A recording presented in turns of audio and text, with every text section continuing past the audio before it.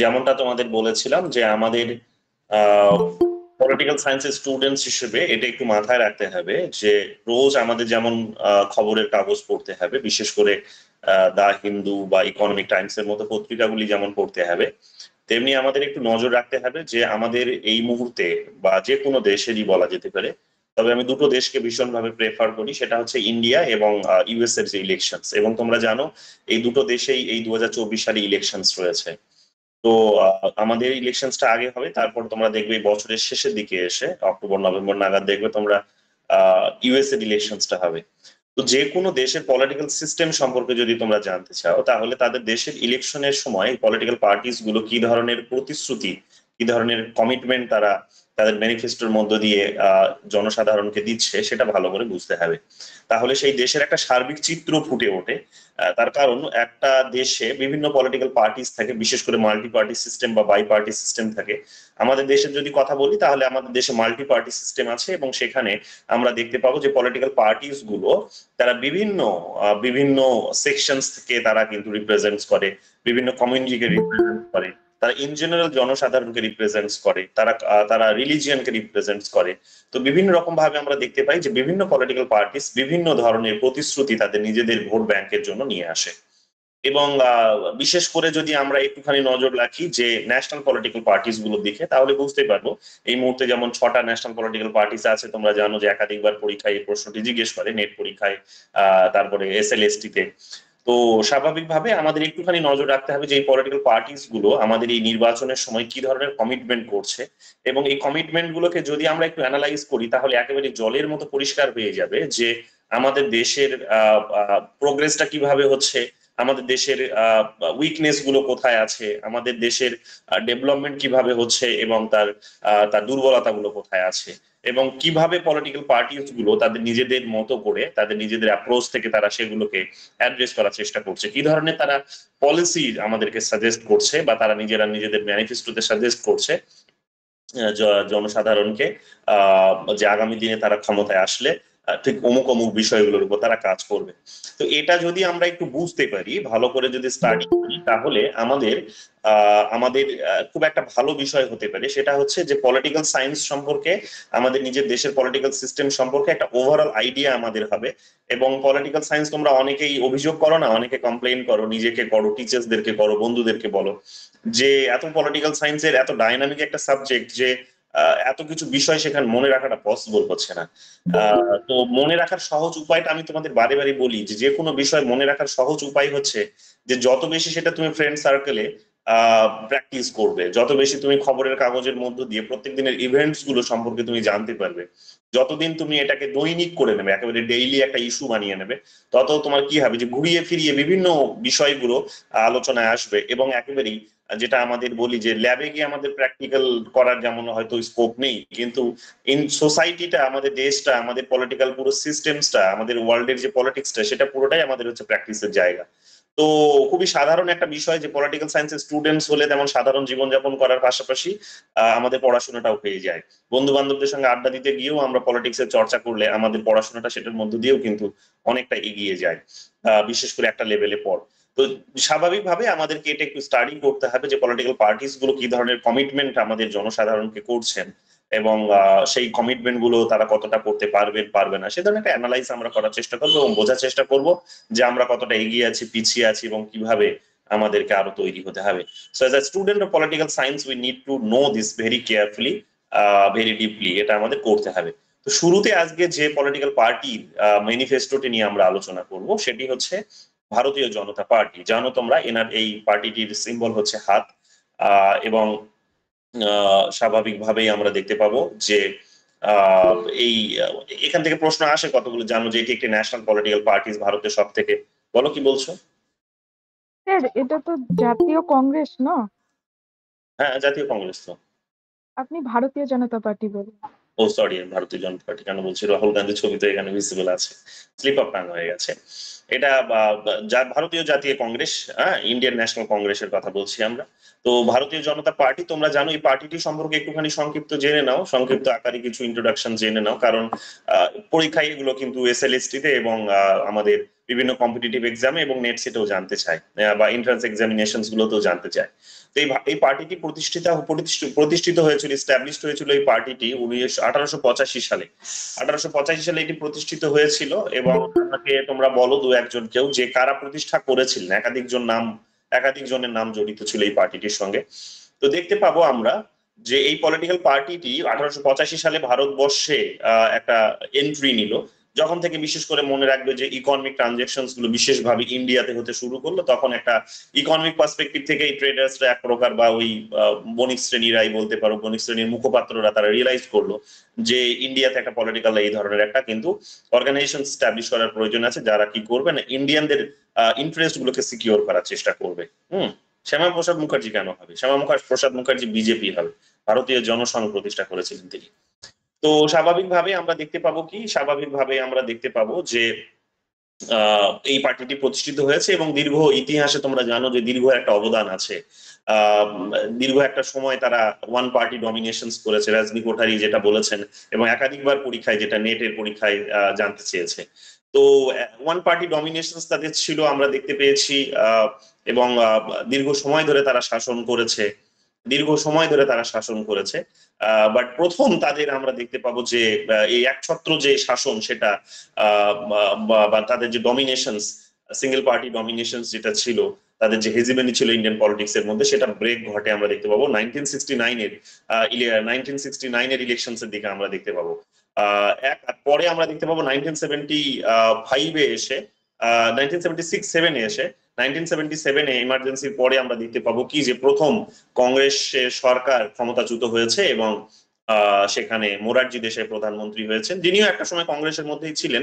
But তিনি আলাদা একটা পার্টি ফর্ম করেছেন, কোয়ালিশন হয়েছে, জনতা দল গঠন হয়েছে, এবং তারা মোরারজি দেশাইয়ের নেতৃত্বে সেখানে আমরা দেখতে পেয়েছি যে প্রধানমন্ত্রী হয়েছেন তিনি, এবং প্রথম প্রধানমন্ত্রী ভারত কিন্তু পেয়েছিল, যেটা কংগ্রেসের বাইরে কেউ ছিল। তো এই বিষয়গুলো আমরা সেই সময় কিন্তু নোটিশ করেছি, এগুলো ছিল একটা বড় হিস্ট্রি আমাদের, আমরা দেখতে পাই। পরবর্তীকালে তোমরা জানো যে আরো অনেকটা দুর্বল হয়েছে, মানে মাঝে আবার ইন্দিরা গান্ধী জানো 80 সালে এসে শক্তিশালী হয়েছে, অনেকটা পাওয়ার তারা পেয়েছে। 84 সালেও আমরা আরো দেখতে পাবো যে এখনো পর্যন্ত যে মেজরিটি সেই সময় ইন্দিরা গান্ধী, রাজীব গান্ধী পেয়েছিল 1984 এর দিকে, তোমরা দেখবে ইলেকশনসে রাজীব গান্ধী 404টার মতো সিট পেয়েছিলেন। তো সেই সিটটা এখনো পর্যন্ত কেউ অ্যাচিভ করতে পারেনি, নেহরুও সেটা কিন্তু অ্যাচিভ করতে পারেনি। এবার প্রধানমন্ত্রী নরেন্দ্র মোদীও সেই সিটটা কিন্তু এত পপুলারিটি থাকার পরেও অ্যাচিভ করতে পারেনি। এবার তার একটা টার্গেট নিয়েছে যে 400 পার করবেন, এবং 400 পার করারও তাদের কতগুলো টার্গেটস আছে, মানে করার একটা কতগুলো মানে করতে হবে তাদের। তার কারণ হচ্ছে যে তারা, যেটা খবরের কাগজগুলোর মধ্যে দিয়ে বেরিয়ে আসছে, যে তারা হিন্দু রাষ্ট্র বানাতে চায়। তো হিন্দু রাষ্ট্র দেশকে যদি করতে হয়, সেকুলার আইডিওলজিস গুলো যদি সরাতে হয়, তাহলে নাকি তাদের একটা একক মেজরিটির প্রয়োজন পড়বে, এবং তারা সেগুলো করতে চায়। তো যাই হোক, এখন আমাদের সেদিকে নজর থাকবে কি হচ্ছে। বাট মোটামুটি আমরা বুঝতে পারবো যে এখন সেই পার্টিটি আবার নতুন করে, এবং এতটাই খারাপ অবস্থা তাদের দিনের পর দিন হয়েছে যে তোমরা দেখলে এই 2019 সালের ইলেকশন এসে 14 সালের ইলেকশন, 14 সাল এবং 19 সালের ইলেকশন দেখলে যে তাদের শাসন ব্যবস্থা এতটা দুর্বল হয়ে গেছে, যে তারা, বা তাদের মানে তাদের মানুষের মধ্যে তাদের যে যে কি বলবো, যে মানুষ তাদেরকে আসলে আর চাইছে না। তো ফলে আমরা দেখতে পাবো যে ওই বিরোধী দলের তকমা পাওয়ার জন্য যে 1/10 মেম্বার্সের যে প্রয়োজন হয়, সেটাও তারা আর সিকিউর করতে পারছে না তাদের এই ইলেকশন গুলিতে আমরা দেখলাম। ফলে এখানে বিজেপি কে এসে তাদের জন্য সংশোধন করিয়ে দিচ্ছে না। কোন বিজেপি না, যে বিজেপি দেখতে পেয়েছি আমরা যে 1951 সালের যার একটা রুট ছিল, শ্যামাপ্রসাদ মুখার্জির হাত ধরে হয়তো তৈরি হয়েছিল। বিজেপি নামকরণ হয়েছে 1980 সালে এসে, অনেক পলিটিক্যাল পার্টি মার্চ করে তারা বিজেপি নামকরণ করেছে। বাট আমরা দেখতে পাবো দীর্ঘদিন ধরে যে পার্টিটা অবহেলিত ছিল, তারা আজকে শাসন করছে। আর দীর্ঘদিন ধরে শাসন করেছে যে পার্টিটা, আমরা দেখতে পাচ্ছি 1947 সাল থেকেই, তো সেই পার্টিটা আমরা দেখতে পাচ্ছি কি আজকে তাদেরকে বিরোধী দলের তকমা পাইয়ে দেওয়ার জন্য আমরা দেখতে পাচ্ছি যে এই বিজেপিকে সেখানে কিন্তু কি করতে হচ্ছে, সংবিধান সংশোধন করতে হচ্ছে, আইন সংশোধন করতে হচ্ছে। এই বিষয়গুলো আমরা নোটিশ করছি। যাই হোক, এগুলো আমরা দেখতে পাবো, এর ইভলিউশন, এই জিনিসগুলো আমাদের উঠে আসে। বাট আমাদের এখানে মাথায় রাখতে হবে যে বিষয়গুলো, সেটা হচ্ছে যে এই মুহূর্তে তারা আবার নিজেদেরকে রিভাইভ করার চেষ্টা করেছে। তাদেরকে বলা হয় একটা সেন্ট্রিস্ট পার্টি, মাথায় রাখবে, তাদেরকে বলা হয় সেন্ট্রিস্ট পার্টি। তারা না তো আলট্রা লেফট না তো আলট্রা রাইট, তারা একটা সেন্টারে বিলং করে এবং তারা এগিয়ে যাওয়ার চেষ্টা করে। নেহরুভিয়ান পিরিয়ডে আমরা দেখেছি, নেহরুভিয়ান পিরিয়ড বিশেষ করে তোমরা দেখবে যে ওই ওই না 1989 সালের সময়টার কথা বলা যেতে পারে, যে নেহরুভিয়ান পিরিয়ডের তখন সমাপ্তি হচ্ছে এক প্রকার বলতে পারো। কেন হচ্ছে? তার কারণ নেহরুর যে সোশ্যালিস্ট প্রিন্সিপালস গুলো ছিল সেগুলো আর এক্সিস্ট করছে না, আমরা দেখতে পাবো কমপ্লিটলি। এটা আবার 1991 সালে যখন এলপিজি আসলো তারপর থেকে এটা উঠে গেছে। তো এই পলিটিক্যাল পার্টিস এর একটা বড় হিস্ট্রি এটাও ছিল যে তারা একটা সোশ্যালিস্ট আইডিওলজিতে তাদের একটা কিন্তু ট্রেন্ড ছিল, সোশ্যালিস্ট আইডিওলজিতে তাদের একটা কিন্তু ভরসা ছিল, সোভিয়েত ইউনিয়নের উপর ভরসা তাদের কিন্তু অত্যধিক ছিল। এবং তারা একছত্র শাসন সেই আইডিওলজিতেও এক প্রকার করার চেষ্টা করেছে। বাট এটার মধ্যে একটা ব্রেক দেখা গেল 1991-এ। তোমরা জানো যে যখন এলপিজি নিয়ে আসা হলো এবং লিবারালাইজেশন, যেটাকে বলা হয় লিবারালাইজেশন, প্রাইভেটাইজেশন, গ্লোবালাইজেশন, এটাও পরীক্ষা একাধিকবার জিজ্ঞেস করেছে। তো সেটার মধ্য দিয়ে আমরা দেখতে পাচ্ছি বড় একটা চেঞ্জ ইন্ডিয়ান পলিটিক্স এর মধ্যে আসছে, ইকোনমিক্স এর মধ্যে, সোসাইটির মধ্যে, ইভেন কালচারের মধ্যেও। পপুলার কালচার গুলো এখন অনেক বেশি পুশ করেছে। যেমন আমার রিসার্চ এর মধ্যেই আমার যে আর্টিকেলটি আছে সেটার মধ্যেই আমি দেখানোর চেষ্টা করেছি যে অনেক পপ কালচার এখানে এসে ঢুকে গেছে, অনেক বেশি ডাইনামিক হয়ে গেছে। ব্রিটিশরা যে পপ কালচার গুলো স্টাবলিশ করেছিল, বর্তমান দিনে সেই পপ কালচারের সংখ্যাটা আরো অনেক বেশি বৃদ্ধি পেয়েছে। পপুলার কালচার যেটাকে আমরা বলি, যে সেই পপুলার কালচার আরো অনেক বেশি বৃদ্ধি পেয়েছে। তো এগুলো আমরা দেখতে পাবো এলপিজির মধ্য দিয়ে হয়েছে। তো ঠিক এই রকমের একটা এনভায়রনমেন্টে এই ধরনের একটা পলিটিক্যাল পার্টি যার একটা দীর্ঘ ইতিহাস আছে, হিস্ট্রি আছে, লং একটা হিস্ট্রি আছে এই এত বড় একটা নেশনসকে সার্ভ করার, তো আমাদেরকে এটা অবশ্যই দেখতে হবে যে তারা এই মুহূর্তে কিভাবে নিজেদেরকে রিভাইভ করার চেষ্টা করছে এবং কি ধরনের উইকনেস গুলো ইন্ডিয়ান সোসাইটি, ইন্ডিয়ান ইকোনমি মধ্যে তারা বা কালচারের মধ্যে দেখতে পেয়েছে, কনস্টিটিউশনের মধ্যে কি ধরনের প্রবলেমস গুলো তারা নোটিশ করছে এবং কিভাবে সেগুলোকে অ্যাড্রেস করার কাজ করবে, তারা কিভাবে সেই প্রতিশ্রুতিগুলো আমাদের সামনে প্রেজেন্ট করছে, আমাদেরকে সেগুলোই বুঝতে হবে ভালো করে। এবং শুধু এই পলিটিক্যাল পার্টিটা নয়, আমি প্যারালালি তোমাদের বিজেপির এবং যেমন তারপরে হচ্ছে সিপিআই, এই সমস্ত ন্যাশনালিস্ট, সিপিআই বা সিপিআইএম, ন্যাশনালিস্ট পলিটিক্যাল পার্টিতে যারা আছে তারা, এবং আম আদমি পার্টি, তো এদের যে পুস্তিকাগুলো বেরোচ্ছে, এদের যে প্রতিশ্রুতি পত্র যেটাকে বলি, যেটা ম্যানিফেস্টো বলছি আমরা, তো সেটাও আমরা বোঝার চেষ্টা করব, অ্যানালিসিস করার চেষ্টা করব, বিশ্লেষণ করার চেষ্টা করব এবং বোঝার চেষ্টা করব যে পলিটিক্যাল সায়েন্স প্র্যাকটিক্যালি কিভাবে আমরা পড়তে পারি, মনে রাখতে পারি, বুঝতে পারি এবং সেটাকে একটা জীবনের অঙ্গ বানিয়ে ফেলতে পারি as a student of political science. তো শুরুতে এখানে দেখো এদের পুস্তক পত্রিকার এবার একটা বিকল্প নাম দিয়েছে। এটা আগে কখনো এই ধরনের হয়নি, মানে এই ধরনের নাম আগে কখনো শুনতে পাওয়া যায়নি। ন্যায়পত্র, এই টাইটেলটিকেই যদি সবার আগে তোমরা এখানে একটু ইভ্যালুয়েট করো, একটু যদি অ্যানালিসিস করো, বিশ্লেষণ করো, তাহলে দেখবে যে সোসাইটিতে ন্যায়ের কখন প্রয়োজন হয়। সোসাইটিতে আমরা অনেক ন্যায়ের থিওরি পড়ে এসেছি, জন রলসের থিওরি পেয়েছি, বার্কারের থিওরি পড়ে এসেছি, রিসেন্টলি আমরা অমর্ত্য সেনের পড়ছি, মার্থা নাসবামের পড়ছি, রবার্ট নজিকের পড়ছি, অনেক ধরনের, প্লেটো, এবং এটা শুরু হয়েছিল প্লেটোর কাছ থেকে। একেবারে এনশিয়েন্ট পিরিয়ডে যদি চলে যাও, আজ থেকে 2500 বছর আগে, তাহলে সেখানে দেখবে প্লেটোর সময় থেকে এই জাস্টিসের কনসেপ্ট আমরা শুনে আসছি এবং রিভলিউশনসও হয়েছে, সময় টাইম টু টাইমে রিভলিউশনসও হয়েছে। বর্তমান দিনে আবার যখন এই ন্যায় শব্দটি যখন গুরুত্বপূর্ণ হয়ে উঠছে ইন্ডিয়ান পলিটিক্সে, তখন আমাদের বুঝতে হবে কোথাও গিয়ে তার মানে একটা ইনইকুয়ালিটি কিন্তু ইস্টাবলিশড হয়েছে। মানে যেই করুক সেটা গুরুত্বপূর্ণ নয়, এটার মধ্য দিয়ে বাকিরা যে এই শব্দটিকে ব্যবহার করেনি মানে তারা যে একেবারে ন্যায় ইস্টাবলিশ করতে চাইছে না, সোসাইটিতে জাস্টিস ইস্টাবলিশ করতে চাইছে না, সেটা একেবারেই সেরকম নয়। বাট আমাদের বুঝতে হবে যে সরাসরি তারা এই শব্দটিকে ইউজ করে জনগণের ওই ভাবনাটিকে হিট করতে চাইছে যে তারা অন্যায়ের মধ্যে আছে, তাদেরকে ন্যায় পাইয়ে দিতে হবে, বা তাদের ন্যায়ের বাইরে তারা বিলং করছে, তাদের ন্যায় পাওয়ার অধিকার আছে। এই ধরনের একটা শব্দকে তারা চয়ন করেছে, চুজ করেছে, করার মধ্য দিয়ে তারা ডিরেক্টলি মানুষের কাছে পৌঁছানোর একটা চেষ্টা করছে। ন্যায়পত্র নাম দিয়েছে তাদের ম্যানিফেস্টোর নাম, যেটা 2024 সালে লোকসভা ইলেকশনে এসেছে। তো প্রথম দেখো ট্যাগ লাইন কি দিয়েছে, হাত বদলেগা হালাত। যে হালাত হিন্দিতে লিখেছে, এটা বুঝতেই পারছো যে হাত, তাদের পার্টি সিম্বল হচ্ছে হাত। তো ওদের হাত কি করবে, হালাত, যে মানুষ যে হালাতে আছে, যে অবস্থায়, এই সময় হালাতকে অবস্থা বলা হয়, যে অবস্থায় মানুষ আছে, যে সিচুয়েশনে মানুষ আছে, সেই ধরনের সিচুয়েশনের বদল ঘটাবে হচ্ছে কে না কংগ্রেস পার্টি, সেটা বলছে ইন্ডিয়ান ন্যাশনাল কংগ্রেস, ভারতীয় জাতীয় কংগ্রেস। চলে আসি আমরা এবার আলোচনায়। দেখো একটা ক্রাউডকে নিয়ে তিনি এগিয়ে যাচ্ছেন। রাহুল গান্ধী, জানো যে পূর্বে যিনি প্রেসিডেন্ট ছিলেন, এই মুহূর্তে একজন এমপি, এবং এনার সঙ্গে আর একটা ইতিহাস জড়িত আছেন যে তিনি জেলও খেটে আসলেন, তোমরা দেখলে যা তাকে তাকে সাসপেন্ডও করা হয়েছিল। তো যাই হোক, সেটা আবার পুনরায় ফিরিয়ে দেওয়া হয়েছে। এবার এখানে কন্টেন্টটার দিকে একটু চোখ রাখো। যে কোনো সময় যে কোনো বিষয় পড়ার আগে আমাদের দুটো জিনিস পড়তে হয়, মানে যে কোনো বিষয় যখন তোমরা রিসার্চ এগুলো তোমাদের জিজ্ঞেস করে বা পড়তে হয় আমাদেরকে, যে কন্টেন্ট অ্যানালিসিস মেথড যখন আমরা বলি যে কন্টেন্টটিকে আমি অ্যানালাইজ করছি, তো সবার আগে আমি হেডলাইনটিকে অ্যানালাইজ করলাম যে ন্যায় বলতে তিনি কি বোঝাতে চেয়েছেন, বা এই পার্টিকুলার পার্টিটি কি বোঝাতে চেয়েছে। এবং তারপর যদি আমরা কন্টেন্টে ফিরে আসি, তাহলে কন্টেন্ট অ্যানালিসিস করলে আমরা পাবো সবার প্রথমে ইন্ট্রোডাকশন আছে, অবশ্যই তারা কি নিয়ে কথা বলছে সেটার একটা ইন্ট্রো তো অবশ্যই দিয়েছে। তারপরে যে বিষয়গুলোকে তারা নজরে রেখেছে, দেখো জাস্টিস শব্দটিকে উপরে বা ন্যায় শব্দটিকে উপরে গুরুত্ব দিয়েছে, তার শুরুতেই এখানে তারা ইকুইটি শব্দটিকে সেই প্রসঙ্গে কিন্তু গুরুত্ব দিয়েছে। ইন্ট্রোডাকশনে তারা কিন্তু ন্যায়ের উপরেই অত্যধিক বেশি ফোকাস করেছে, ইকুইটি। ঠিক আছে, তো এটা আমরা দেখতে পাবো। এক ইকুইটির মধ্যে তারা সোশ্যাল জাস্টিসের কথা বলেছে, রিলিজিয়াস এবং লিঙ্গুইস্টিক মাইনরিটিসদের জাস্টিসের কথা বলেছে, সিনিয়র সিটিজেন্স যারা আছে, ডিসেবলস যারা আছেন, এলজিবিটি কিউ, এই যে শব্দগুলো দেখো ইন্ডিয়ান পলিটিক্সে খুব গুরুত্বপূর্ণ হয়ে উঠছে, ঢুকছে শুরু ধীরে ধীরে। এগুলো দেখবে এত বেশি চিন্তিত আমাদের ইন্ডিয়ান পলিটিক্স, আমাদের আমাদের জুডিশিয়ারি এগুলো কিন্তু ছিল না। এর আগের জাজমেন্ট গুলো যদি তোমরা দেখো, দেখবে এলজিবিটি কিউদের বিপক্ষেই গেছে কিছু কিছু জাজমেন্ট। বাট এখন এই পলিটিক্যাল পার্টিস গুলো তাদেরকে জাস্টিস পাইয়ে দেওয়ার জন্য একটা সার্বিক চেঞ্জ করার কথা বলছে। 2014 সালে একটা সুপ্রিম কোর্টের জাজমেন্ট আছে, তোমরা পড়ে দেখতে পারো। তো যাই হোক, সেটা এলজিবিটি কিউ কমিউনিটি খুব একটা বেশি খুশি হয়নি, বা বলতে পারো যে তারা যে থার্ড জেন্ডারও আছে তারাও খুব একটা বেশি খুশি হয়নি। তো যাই হোক, এখন সেগুলোকে এই পলিটিক্যাল পার্টিস গুলো এখন অ্যাড্রেস করার চেষ্টা করছে। হেলথ নিয়েও তারা হেলথের মধ্যে একটা এক ধরনের একটা ইকুইটি নিয়ে আসার চেষ্টা করছে, হেলথের ইনফ্রাস্ট্রাকচার ডেভেলপমেন্টের মধ্য দিয়ে।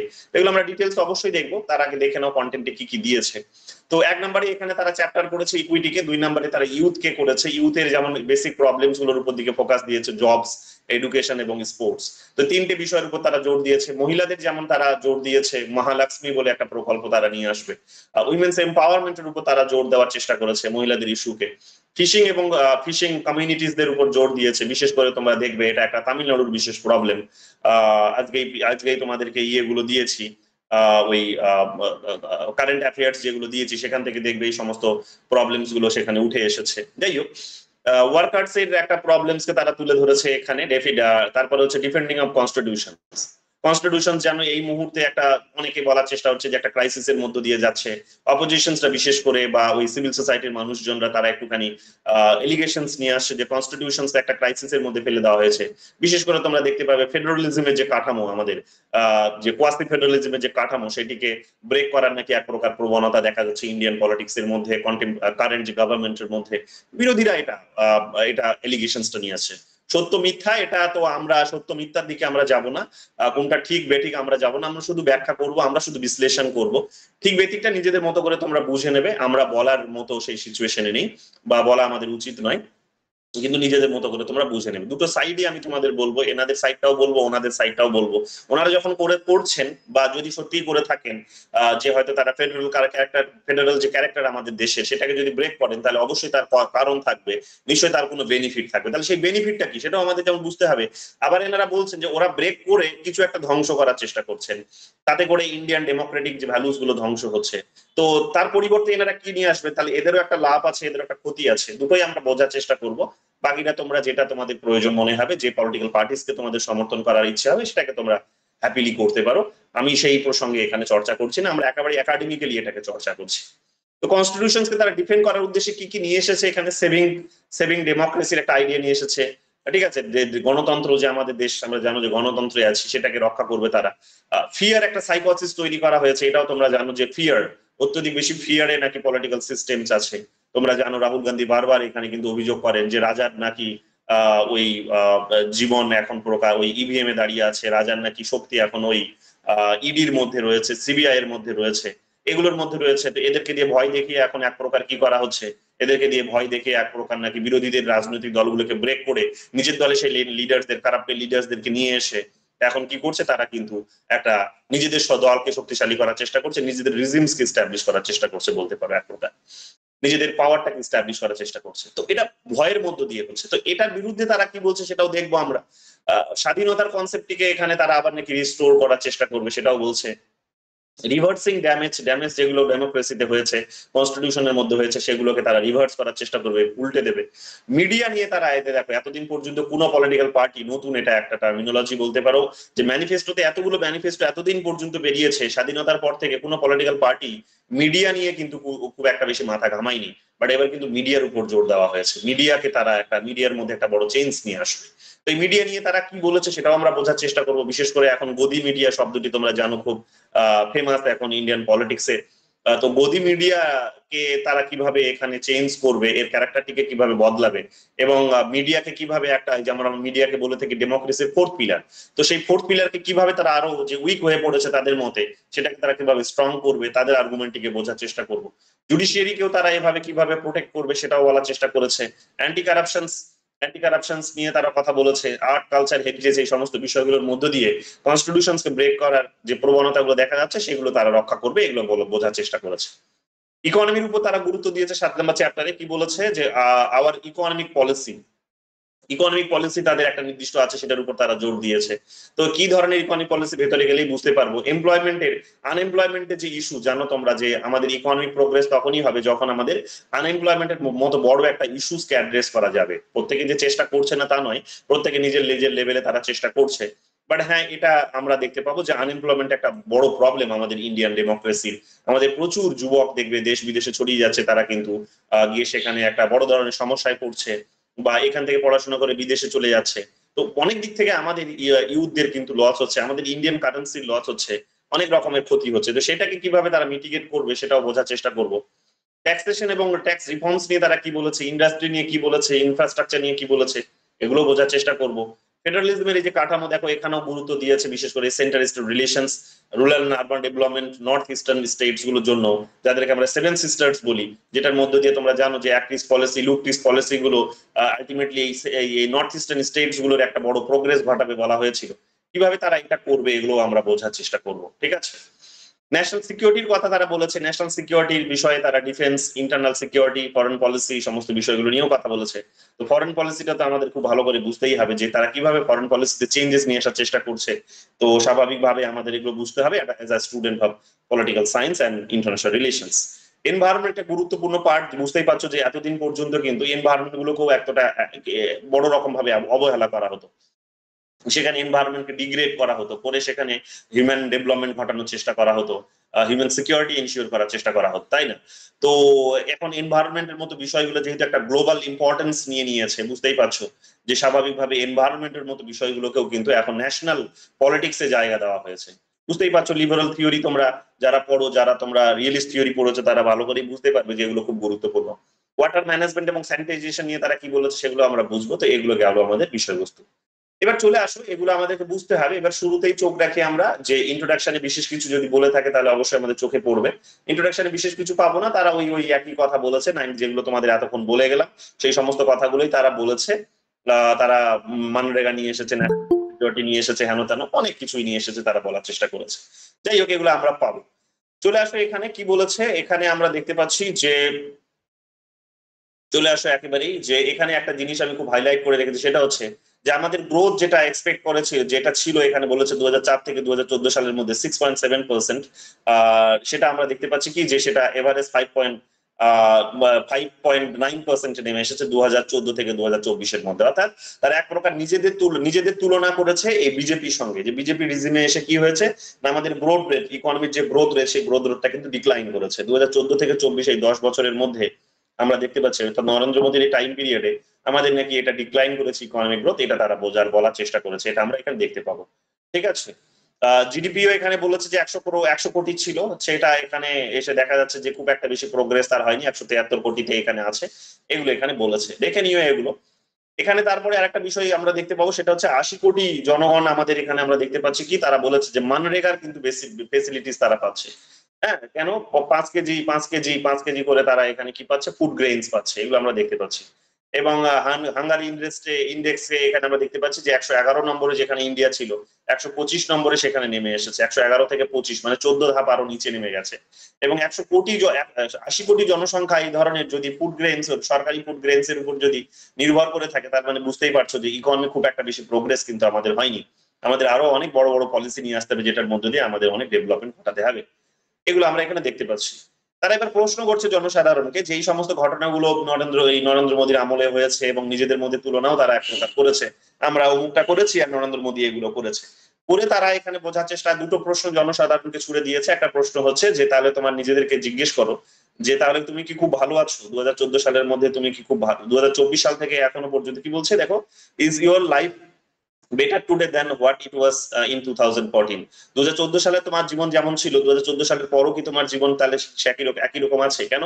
কারণ খুব একটা বেশি তো প্রোগ্রেস হয়নি, বা প্রোগ্রেস হলো সেখানে, এখানে যেমন ইন্ট্রোডাকশন পড়লে তোমরা বুঝতে পারবে, বলছে যে সেখানে ক্যাপিটালিস্টদেরই প্রোগ্রেস হয়েছে, সেখানে অত্যধিক বেশি, সেখানে তারা বলার চেষ্টা করছে যে খুব মুষ্টিমেয় কিছু মানুষদের কিছু বেনিফিট হয়েছে, বাট এত বড় একটা পপুলেশন 80 কোটি জনসংখ্যা, তারা এখনো কিন্তু সরকারি এই কাজের মধ্যে কিন্তু জীবনযাপন করছে, সরকারি কাজ না হলে তারা কিন্তু পারবে না। তো মানরেগার কথা বলা হয়েছে, ফুড গ্রেনস এর কথা বলা হয়েছে, ঠিক আছে? তো এগুলো আমরা এখানে দেখতে পাবো। সেকেন্ড প্রশ্ন তারা জনসাধারণকে করেছে যে তো is your mind without fear as deemed by Rabindranath Tagore. যে রবীন্দ্রনাথ ঠাকুর যেমন স্বপ্ন দেখেছিলেন, যে বলেছিলেন যে চিত্ত জেতা ভয় শূন্য উচ্চ শ্বেতা শিব, এই কথাটি যে বলেছিলেন যে তোমার যদি চিত্ত যদি ভয় শূন্য হয় তাহলে তোমার মাথা উঁচু করে দাঁড়াতে পারবে বা তুমি দাঁড়াতে পারবে, অর্থাৎ ফিয়ারলেস হতে হবে, তিনি এই কথাটা বলেছিলেন। তো এই শাসনে এসে কি আমরা ফিয়ারলেস জীবনযাপন করতে পারছি, নাকি এক প্রকার ওই আইনের ভয় দেখিয়ে আমাদেরকে, জেলের ভয় দেখিয়ে আমাদেরকে, বিভিন্ন রকমের ভয় দেখিয়ে আমাদেরকে কন্ট্রোল করে রাখা হয়েছে? তো কি ধরনের শাসন ব্যবস্থা আমরা আছি তিনি বোঝানোর চেষ্টা করেছেন, তাই পার্টি এই তাদের ম্যানিফেস্টোর মধ্য দিয়ে, পলিটিক্যাল এই আইএনসি।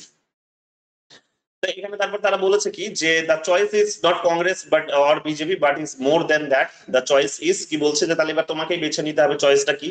তোমার চয়েসটা হচ্ছে ডেমোক্রেটিক গভর্নমেন্ট আর অথরিটারিয়ান রুল, যে তুমি গণতান্ত্রিক সরকার চাইছো নাকি কর্তৃত্ববাদী একটা শাসন চাইছো, তুমি ফ্রিডম চাইছো নাকি ফেয়ার চাইছো, স্বাধীনতা চাইছো নাকি তুমি ভয় চাইছো, তুমি প্রসপ্যারিটি সকলের জন্য চাইছো নাকি তুমি এখানে ওয়েলথ ফর ফিউ, কিছু মানুষের জন্য কিছু সম্পদ চাইছো, বুঝতেই পারছো, জাস্টিস চাইছো নাকি ইনজাস্টিস চাইছো, এই প্রশ্নগুলো তারা কিন্তু জনসাধারণকে ছুড়ে দিয়েছে। দিয়ে এবার তারা প্রসঙ্গে এসেছে যে ইকুইটির প্রসঙ্গে, যে ন্যায় বিচারের প্রসঙ্গে তারা এসেছে, সমতার প্রসঙ্গে তারা এসেছে। সবার প্রথমে তারা সোশ্যাল জাস্টিসের উপর গুরুত্ব দিয়েছে। এখানে তারা বলার চেষ্টা করেছে ওবিসি এসসি এসটি, কনস্ট্যান্টলি বলছে যে ওবিসি এসসি এসটি এটা 70% ইন্ডিয়ার যে পপুলেশন, সেটা যদি 100%, টোটালটা যদি 100% হয়, তাহলে বলার চেষ্টা করছে 70% জনসংখ্যা আমাদের এসসি এসটি আর ওবিসি, অথচ এদেরই বিশেষ কোনো প্রোগ্রেস হচ্ছে না। তো এরা পিছিয়ে, মানে 70% মানুষ হচ্ছে আদার ব্যাকওয়ার্ড ক্লাস, তারা এসটি, তারা এসটি, তো তাদের প্রোগ্রেস করাতে হবে, এটা তারা এখানে বোঝাতে চাইছে। তো সোশ্যাল জাস্টিস এদের জন্য নিয়ে আসতে হবে, 70% মানুষের জন্য নিয়ে আসতে হবে। তো এসসি এসটি ওবিসিরা যে ভালনারেবল, সেটা তারা কিন্তু বোঝাতে চাইছে। এক নম্বর পয়েন্টে কি বোঝাতে চাইছে দেখো, এক নম্বর পয়েন্টেই সেখানে বলেছে যে কংগ্রেস কি বলছে, will conduct a nation wide socio economic caste census. সবার প্রথমে কি করবে না, এই যে এসসি এসটি ওবিসি এদের মধ্যে কি করবে, বিশেষ করে তাদের সামাজিক অর্থনৈতিক অবস্থা, বিশেষ করে ওবিসিদের কথা তারা বলেছে। এবং দেখতে পাচ্ছ বিহার থেকে যেটা ওয়েবটা তৈরি হলো, যিনি ওয়েবটা তৈরি করলেন তিনি নিজেই বিজেপিতে জয়েন করে গেলেন, বাট এই ওয়েবটাকে এখন ইন্ডিয়ান ন্যাশনাল কংগ্রেস এবং অন্যান্য পলিটিক্যাল পার্টিস, তাদের যে কোয়ালিশন, তারা কিন্তু ক্যাচ করে রেখেছেন।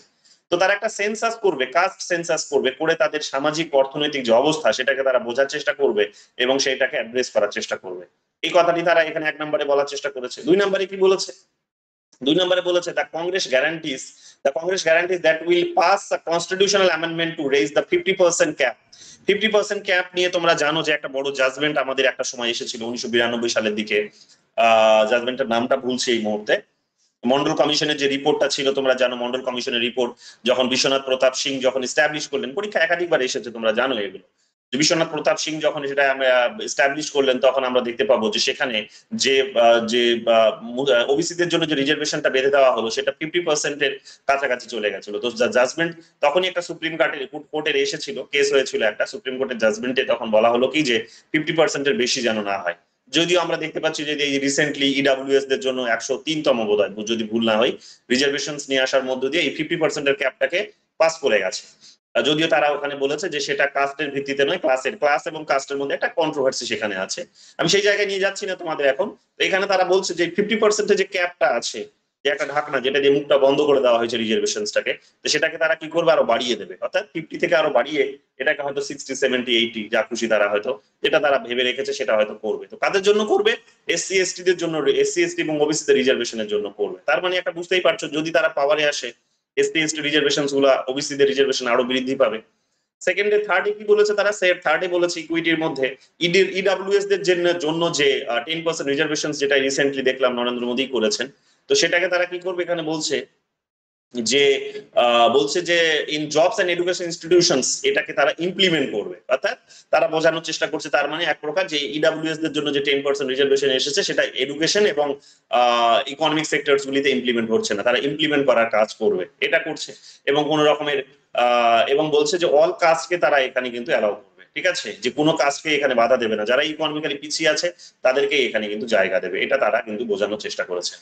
যেমন সবাই এখন ঢুকতে পারে না, ইডব্লিউএস এ ঢুকতে পারবে না সবাই, তার কারণ হচ্ছে তুমি যদি এসসি এসটি ওবিসির মধ্যে হও এবং সেন্ট্রাল ক্যাটাগরিতে থাকো তাহলে তুমি ঢুকতে পারবে না ইডব্লিউএস এর মধ্যে, তাই না? Indira Swani, right, Indira Swani versus union of India, এটা আমরা 1992 সালে একটা জাজমেন্ট দেখেছি, একাধিকবার নেটে এসেছে, এসএলএসটি তেও আসে এবং বিভিন্ন এন্ট্রান্স এক্সামিনেশনে আসে, এগুলো তোমরা জানো। 4 নম্বরে কি বলেছে, ব্যাকলগ ভ্যাকান্সিস যেগুলো আছে, ব্যাকলগ ভ্যাকান্সিস কি বলেছে, 1 ইয়ার ব্যাকলগ, 1 ইয়ার পিরিয়ডের যে ব্যাকলগ তারা ক্ষমতায় জিতে আসার 1 বছরের মধ্যে তারা বলেছে ব্যাকলগ ভ্যাকান্সিস গুলো এসসি এসটি এবং ওবিসি দের জন্য যে শূন্য পদ আছে যেগুলো খালি হয়ে পড়ে আছে কিন্তু রিক্রুটমেন্ট করছে না সরকার, সেগুলো তারা পূরণ করবে, এই কথাটি তারা বলার চেষ্টা করছে। 5 নম্বরে কি বলেছে, অ্যাবলিশ দ্য কন্ট্রাকচুয়ালিজম। এখন যেমন বুঝতেই পারছো একটা নতুন ট্রেন্ড আমাদের দেখতেই পাবে যে এখন প্রাইভেটাইজেশনের দৌলতে নতুন একটা ট্রেন্ড আমাদের শুরু হয়েছে, গোটা বিশ্ব জুড়েই শুরু হয়েছে বলতে পারো, যে কন্ট্রাক্ট বেসিসে কাজ করা। যেমন দেখতেই পাচ্ছ যে ওই 2 বছরের জন্য, 3 বছরের জন্য, 1 বছরের জন্য, 6 মাস অন্তর অন্তর কন্ট্রাক্টে এখানে কিন্তু রিক্রুটমেন্ট গুলো যেগুলো হচ্ছে, তো সেই কন্ট্রাকচুয়ালাইজেশনটা তারা বন্ধ করবে এবং এগুলোকে রেগুলাইজ করবে। এবং তারা এখানে বলার চেষ্টা করছে এগুলোকে কি করবে, এখানে বলে দিয়েছে তারা রেগুলারাইজ করার চেষ্টা করবে এবং রেগুলার জবে এগুলোকে পরিণত করবে, যে রেগুলার জব যেমন সরকারি চাকরি যেগুলো পার্মানেন্ট চাকরি হয় সেই ধরনের পার্মানেন্ট চাকরিতে এগুলো পরিণত করবে, এটাও তারা বলার চেষ্টা করছে। বিশাল বড় প্রমিস কিন্তু, মানে ছোটখাটো প্রমিস নয়, মানে পুরো বলতে পারো এক প্রকার যে ডেভেলপমেন্ট যে ট্রেন্ড যেটা চলছে সেই ট্রেন্ডের বিরুদ্ধে কিন্তু তারা হাঁটবে, এটা কিন্তু বোঝাতে চাইছে। 6 নম্বরে কি বলেছে, 6 নম্বর বলছে ইনস্টিটিউশনাল ক্রেডিট যেগুলো হচ্ছে যে তুমি বাড়ি তৈরি করবে, ব্যবসা তৈরি করবে, হ্যাঁ, এগুলোর জন্য যে তোমাদের ক্রেডিট গুলো যেগুলো প্রয়োজন পড়ে এসসি এসটি দের জন্য, তার লোনের কথা বলছে, যে লোন জলে এসসি এসটি দের জন্য লোন পাইয়ে দেওয়ার ব্যবস্থা তারা করবে। কারণ এসসি এসটি দের দেখবে খুব একটা বেশি তারা লোন পায় না, কারণ একেই তার দারিদ্রতার মধ্যে থাকে এরা, স্বাভাবিকভাবেই ভরসা পায় না ব্যাংকও যে এদেরকে লোন দিলে সেই লোনটা তারা শোধ করতে পারবে। তো এরা এসে সেটা প্রমিস করছে যে তারা কিন্তু এসসি এসটি দের জন্য বাড়িঘর তৈরি করে দেওয়ার জন্য লোন পাইয়ে দেওয়ার ব্যবস্থা করবে। 7 নম্বরে কি বলেছে, the authority two monitor the distributions of poor government land and surplus lands under the land ceiling acts. Land ceiling acts এর মাধ্যমে তারা কি করবে, যে গরিবদের জন্য এখানে কি করবে, এখানে ডিস্ট্রিবিউট করবে এবং একটা অথরিটিও তৈরি করবে, যে অথরিটি কি করবে, যে পুয়ারদের যে হচ্ছে ল্যান্ড ডিস্ট্রিবিউট হচ্ছে সেই ল্যান্ড ডিস্ট্রিবিউশনটা ঠিকঠাক ভাবে হচ্ছে কিনা সেটা মনিটর করবে এবং সারপ্লাস যে ল্যান্ড গুলো সরকারের হাতে আছে সেগুলো কিন্তু এদেরকে প্রদান করবে। এবার এদের এত ল্যান্ড তারা পাবে কোথায়, সেটা একটা প্রশ্ন হয়তো থাকতেই পারে, যে এত ল্যান্ড সরকারের কাছে কে আছে যে তারা ল্যান্ড দেবে বলে দাবি করছে, এবং এখানে কোনো সংখ্যাও বলেনি যে কত পার্সেন্ট দেবে, কাকে দেবে, এইসব কিছু কিন্তু বলেনি। তো একটা হালকা ভাবে এটাকে কিন্তু ভাসিয়ে দিয়েছে বলতে পারো, কিন্তু তারা প্রমিসটা করেছে। এখন দেখা যাক কত পার্সেন্ট মানুষকে দেয় সেই ল্যান্ডটা যদি তারা জিতে আসে। 8 নম্বরে কি বলেছে, 8 নম্বর বলছে more public works contractor belonging to SC ST communities. তোমরা জানো যে প্রত্যেক দিনই দেখবে কন্ট্রাক্ট, সরকারের বিভিন্ন কন্ট্রাক্ট বের হয়, যেমন দেখবে যে টেন্ডার বের হয়, তো সেই টেন্ডার গুলো দেখবে যারা দেখবে খুব ক্ষমতাশালী তারাই কিন্তু পায়। তোমরা কোনোদিন ওখানে শুনবে না যে কোনো এসসি পেয়েছে, কোনো এসটি পেয়েছে, মানে মানে কাস্টের ভিত্তিতে যে পেয়েছে সেটা দেখবে না। সেখানে দেখবে যে খুব ক্ষমতাশালী যারা, টাকার যারা পাওয়ার আছে, যাদের দেখবে মাসেল পাওয়ার আছে, এই সমস্ত মাসেলস পাওয়ার এবং মানি পাওয়ার, এরাই বেসিক্যালি তোমরা দেখবে যে টেন্ডার গুলো পায়। এটা একটা কমন ট্রেন্ড আমাদের ইন্ডিয়ান পলিটিক্সে। তো এসসি এসটি সেই সমস্ত জায়গা থেকে একেবারে বিচ্ছিন্ন, তো সেগুলো তারা পাইয়ে দেওয়ার ব্যবস্থা করবে বলছে, এদের জন্য একটা সিস্টেম তারা নিয়ে আসবে বলার চেষ্টা করছে। 9 নম্বরে কি বলেছে, 9 নম্বর বলছে ওবিসি এসসি এবং এসটি দের যে ব্যবস্থা, স্কলারশিপের ব্যবস্থা তারা করবে এবং এটা কি করবে, হায়ার এডুকেশন এর জন্য বলছে, যে হায়ার এডুকেশনে এসসি এসটি ওবিসি দের জন্য এই স্কলারশিপ যেটা সেটা ডাবল করবে বলছে। ডাবল ভালো করে বোঝো, মানে আমাদের জন্য স্টুডেন্টস আমরা যারা এখন পড়ছি, আমরা যদি বিজেপি কংগ্রেস যদি পাওয়ারে আসে তাহলে স্কলারশিপটাকে তারা ডাবল করবে বলছে, এবং বিদেশে পড়তে যাওয়ার জন্য যে স্কলারশিপ সেটাকেও তারা কি করবে, সেই নাম্বারটাকেও বাড়াবে, পিএইচডির কিন্তু স্কলারশিপের সংখ্যাটাও বাড়াবে, এটাও কিন্তু তারা বলার চেষ্টা করছে। 10 নম্বরে বুঝতেই পারছো যে এগুলো আমাদের স্টুডেন্ট হিসেবে খুব দরকার। আজকে আমরা কোথাও একটা ফর্ম ফিল আপ করতে গেলে, কোথাও যেতে হলে একটু 10 বার ভাবতে হয়, কোনো একটা ভালো কোচিং নিতে হলে 10 বার ভাবতে হয়, তার কারণ আমাদের পকেটে সে টাকাগুলো থাকে না।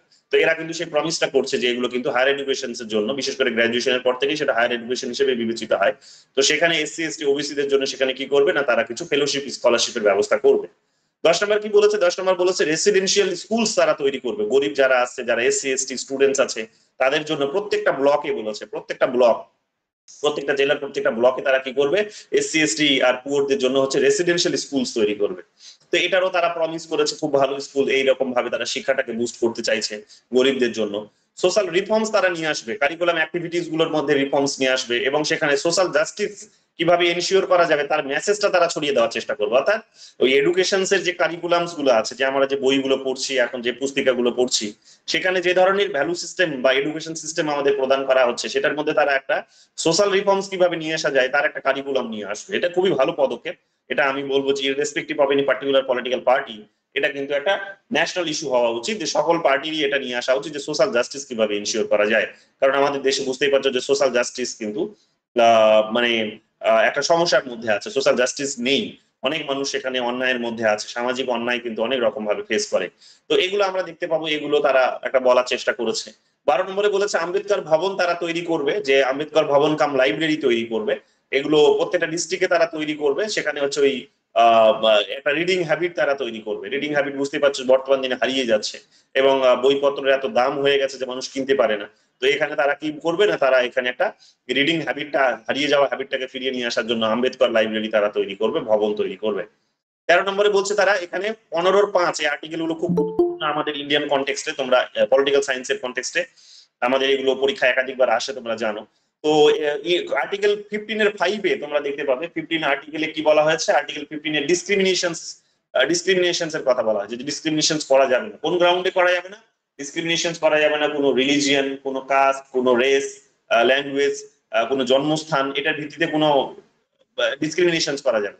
তো এটাই 5 নাম্বার সেকশনে যেটা আছে, বা 5 নাম্বার সাব আর্টিকেলে যেটা আছে, সেখানে তারা বলার চেষ্টা করেছে কি, এসসি এসটি ওবিসি দের জন্য প্রাইভেট ইনস্টিটিউশনস গুলোতে, প্রাইভেট যে একাডেমিক ইনস্টিটিউশনস আছে সেগুলোতে তারা কি করবে, সেগুলোতে তারা কিন্তু রিজার্ভেশনের ব্যবস্থা করবে। মানে কত বড় একটা কথা ভাবো, যে প্রাইভেটে, জানো তোমরা প্রাইভেট কলেজ মানে সেখানে কোনো রিজার্ভেশন নেই, তোমাকে মেরিটের ভিত্তিতে চান্স পেতে হবে, বা তোমাকে টাকার ভিত্তিতে চান্স পেতে হবে, যে যত বেশি ডোনেশন দিতে পারবে তার সুযোগটা আগে বেশি। কিন্তু সেখানেও তারা কি বলছে না, তারা এসসি এসটি ওবিসি দের জন্য রিজার্ভেশন নিয়ে আসবে। মানে এটা বিশাল বড় একটা কথা কিন্তু, মানে শুধু শব্দ নয়, এটার একটা বিশাল গুরুত্ব আছে কিন্তু, বুঝতে হবে এত। এবং চেঞ্জ করাটাও কিন্তু ভীষণ ডিফিকাল্ট, কারণ যারা ওনারশিপ নিয়ে আছে তাদেরকে, তার মানে তারাও তো তাদের নিজেদের লাভ ক্ষতির অঙ্ক ভেবেই তো তারা রান করছে। তো তাদের নিজেদের যদি লাভ না হয় এসসি এসটি ওবিসির ক্যান্ডিডেট গুলোকে ঢুকিয়ে, তাহলে তারা সেখানে অ্যালাউ করবে কেন?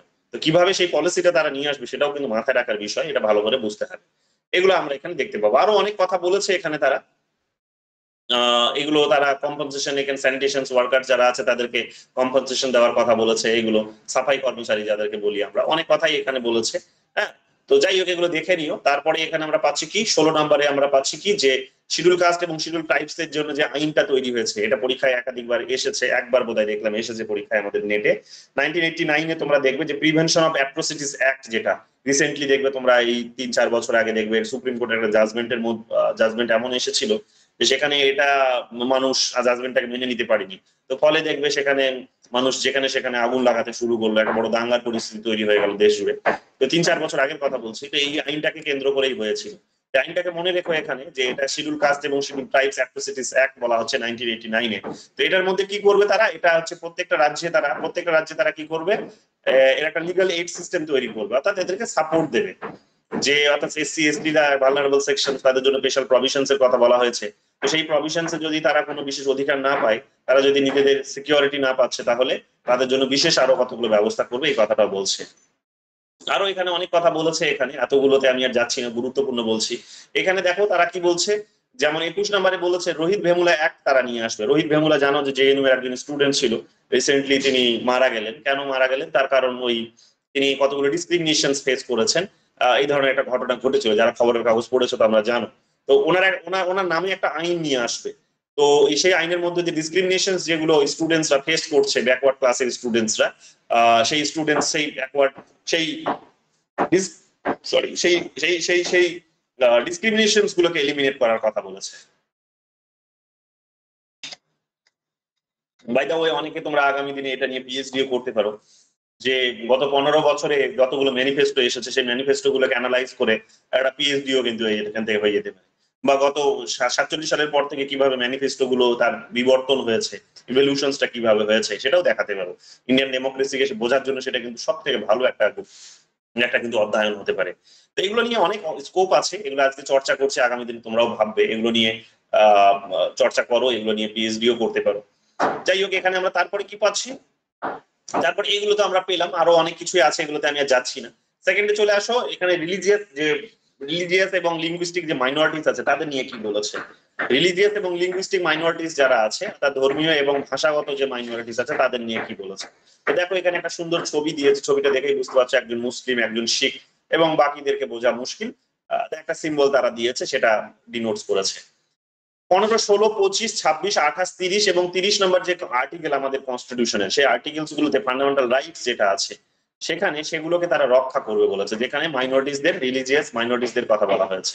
ঠিক আছে, রিলিজিয়াস 15, 16, 15 নম্বর যেমন ডিসক্রিমিনেশনস এর কথা বললাম, ধর্মের ভিত্তিতে ডিসক্রিমিনেশন হতে পারে। 16 নম্বরে তোমরা যেমন দেখবে এখানে বলা হয়েছে যে ইকুয়াল অপরচুনিটির কথা বলা হয়েছে, জবের ক্ষেত্রে ইকুয়াল অপরচুনিটির কথা বলা হয়েছে। ঠিক আছে, 25 নাম্বার, 29 নাম্বার, 28 নাম্বার, 30 নাম্বার, এগুলোতে তোমরা দেখবে যে শিক্ষার অধিকার, ধর্মীয় স্বাধীনতার অধিকার, এগুলোর কথা বলা হয়েছে। তো এগুলোকে তারা কিন্তু সিকিউর করবে, এই কথাটা কিন্তু বলার চেষ্টা করেছে। তো এগুলোর মধ্যে দিয়ে একটা গুরুত্বপূর্ণ কথা বলেছে, ভালো, এগুলো শুনতে ভালো লাগছে, জানি না কতটা আগামী দিনে পারবে, কারণ এগুলো যতটা শুনতে ভালো লাগছে করাটা ততটাই ডিফিকাল্ট, এবং 10 গুণ বেশি ডিফিকাল্ট। কাজে কতটা পারবে এখন তারাই ভালো জানে। লিঙ্গুইস্টিক মাইনরিটিস কি বলেছে, লিঙ্গুইস্টিক মাইনরিটিস বলেছে 15, 16, 29 এবং 30, এই লিঙ্গুইস্টিক মাইনরিটিসদের কথা আলাদা করে দেখো, ওখানেও বলেছে এখানেও বলেছে। 15 নম্বরে, 16 নম্বরে, 29 এবং 30-তে লিঙ্গুইস্টিক মাইনরিটিসদেরও কথা বলা হয়েছে, তাদের জন্য যে তাদের শিক্ষার অধিকারের কথা বলা হয়েছে, বা ডিসক্রিমিনেশন কথা, ইকুয়াল অপরচুনিটিস, সেগুলো তারা কিন্তু সিকিউর করবে, এগুলো বলছে। 4 নম্বরের দিকে চোখ রাখো, কি বলছে, মৌলানা আজাদ স্কলারশিপ, যেটা দেখলে রিসেন্টলি এটা পার্লামেন্টে দেখলে বন্ধ করে দেওয়া হলো, তাই না? এটা বন্ধ করে দিয়েছে সেন্ট্রাল গভর্নমেন্ট। আগে যারা পেতো তারা পাবে, এবার নতুন করে আর আবার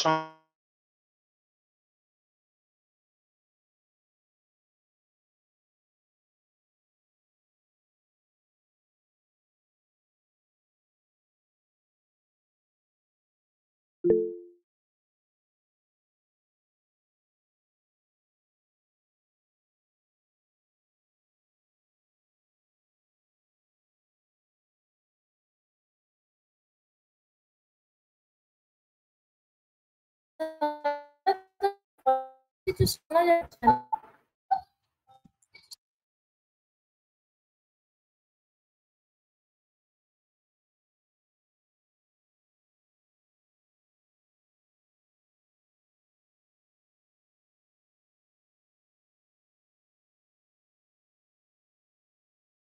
তার কিছু শুনতে পাওয়া যাচ্ছে না।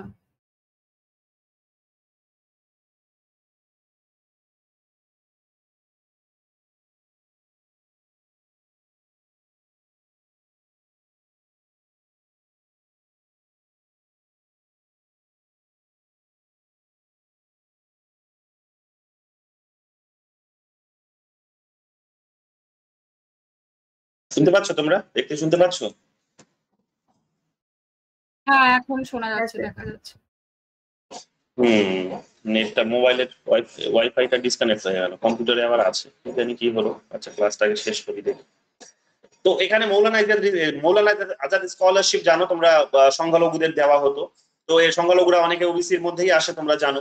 তো আর্গুমেন্ট হচ্ছে যে এটা বন্ধ করে দিল রিসেন্টলি, তো সরকার বন্ধ করে দিয়েছে। তো তাদের আর্গুমেন্ট কি ছিল বন্ধ করার সময়? আর্গুমেন্ট এটাই ছিল যে ওবিসির আন্ডারে তো তারা সুযোগ সুবিধা পাচ্ছে, তাহলে আর আলাদা করে মৌলানা আজাদ কেন, দরকার নেই। তো সেই কারণে তারা কিন্তু এটা বন্ধ করে দিল। এখন তারা এখানে এসে বলার চেষ্টা করছে যে আবার পুনরায় এটা ফিরিয়ে নিয়ে আসবে, এবং বিদেশে পড়তে যাওয়ার জন্য তারা এই স্কলারশিপটা প্রদান করবে। ইনস্টিটিউশনাল ক্রেডিট তাদের প্রদান করবে। ইনস্টিটিউশনাল ক্রেডিট মানে হচ্ছে যে ব্যাংক থেকে কোনো লোন পাইয়ে দেওয়া মাইনরিটিসদেরকে, এটাও তারা বলার চেষ্টা করছে যে মাইনরিটিসদেরকে লোন পাইয়ে দেওয়ার ব্যবস্থা করা হবে।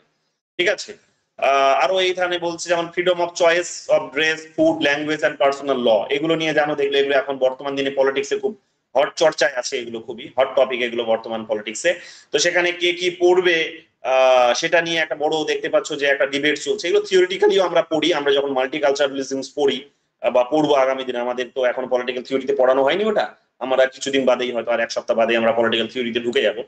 তো তখন আমরা মাল্টিকালচারালিজম যখন পড়বো তখন হয়তো ডিবেটস গুলো পড়বো, টি.এইচ. মার্শাল পাবো আমরা, চার্লস টেইলর পাবো আমরা উইলকিম লিকা পাবো, অনেক সেখানে থিঙ্কার্স পাবো, তাদের সম্পর্কে আমরা আলোচনা করব। তো তারা এইগুলো নিয়ে চর্চা করেছে। তো ড্রেস নিয়ে বুঝতেই পারছো আমাদের দেশে একটা বড় একটা প্রবলেম চলছে যে কে কি ড্রেস পরবে এখন সেটা সরকার ডিসাইড করে দিচ্ছে, গভর্নমেন্টের ইনস্টিটিউশনস বা অথরিটি ডিসাইড করে দিচ্ছে। তো এটা তারা বলেছে যে তারা জনগণকে সেই স্বাধীনতাটা দিয়ে দেবে যে কি পড়বে সেটা তাদের নিজেদের স্বাধীনতা থাকবে, সরকার সেখানে কোনো নাক গলাবে না। ফুড নিয়ে কি খাবে সেটা নিয়েও বুঝতেই পারছো যে অনেক, যেমন মধ্য ভারতে তোমরা দেখবে যে অনেক পরিবারে খবরের কাগজে যেগুলো উঠে আসছে যে অনেক পরিবারে সেখানে ঢুকে নাকি কি করা হচ্ছে যে চেক করা হচ্ছে যে তার বাড়িতে কি রান্না হয়েছে। বা গতকালও দেখলে যে গত দুদিন আগেই দেখলে যে কোথাও তাই একই কথা বললো যে সে ননভেজ খাচ্ছে কিনা সেটা চেক করা হচ্ছে। তো বুঝতেই পারছো যে এগুলোকে অ্যাড্রেস করার একটা কথা বলেছে যে এগুলো দেখবে, কেন মানুষের স্বাধীনতাটাকে তার ইনশিওর করার কথা বলছে এটার মধ্যে দিয়ে। খাদ্যের স্বাধীনতা, ল্যাঙ্গুয়েজ, পার্সোনাল ল, কে কোন ভাষায় কথা বলবে সেটা তার নিজস্ব বিষয়। এটাও একটা বিষয় দেখতে পাচ্ছ পলিটিক্স এর মধ্যে খুব হট টপিক, সেটা হচ্ছে ওয়ান নেশন ওয়ান ল্যাঙ্গুয়েজের একটা একটা পলিটিক্স কাজ করছে, বা একটা বিজেপি চাইছে এই ধরনের একটা নিয়ে আসতে, পলিসি ইমপ্লিমেন্ট করতে চাইছে, বাট তারা করতে পারছে না। বা ইনডিরেক্টলি সেটা হয়তো এস্টাবলিশ হচ্ছে, ধীরে ধীরে ধীরে ধীরে ধীরে ধীরে হচ্ছে, সোসাইটালি হয়তো হচ্ছে, লিগালি না হলেও সোসাইটালি হয়তো হচ্ছে, বা অন্য কোনো ফর্মে হচ্ছে।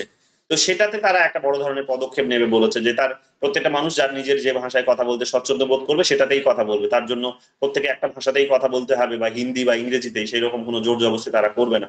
এবং পার্সোনাল ল যেগুলো আছে, যেমন প্রত্যেকটা কমিউনিটির পার্সোনাল ল আছে, যেমন হিন্দুদের, মুসলিমদের, খ্রিস্টানদের প্রত্যেকেরই যেমন দেখবে এক প্রকার পার্সোনাল ল আছে, সেই পার্সোনাল ল অনুসারে তারা নিজেদেরকে ট্রিট করতে পারবে। সেখানে কোনো ইউনিক কোনো আইডিয়া নিয়ে এসে বা কমন কোনো ল নিয়ে এসে সকলকে একই ক্যাটাগরিতে ফেলে দিয়ে তাদেরকে কিন্তু ট্রিট করা হবে না। তো এই কথাগুলো তারা এটার মধ্যে দিয়ে বলার চেষ্টা করছে যে এগুলো তারা করবে, এটা বোঝাতে চাইছে। পার্সোনাল ল গুলোর মধ্যে তারা রিফর্মস নিয়ে আসবে অবশ্যই, এটাও বলেছে। এবং কমিউনিটিস গুলো তারপরে এখানে বলে দিয়েছে, যখন শেষ লাইনে এখানে বলে দিয়েছে যে consent of the communities concern, যে পার্টিকুলার সেই কমিউনিটির কিন্তু আবার কি করা হবে, কনসার্নও নেওয়া হবে, ঠিক আছে, মানে ওই কনসেন্টও নেওয়া হবে, কনসেন্ট ছাড়া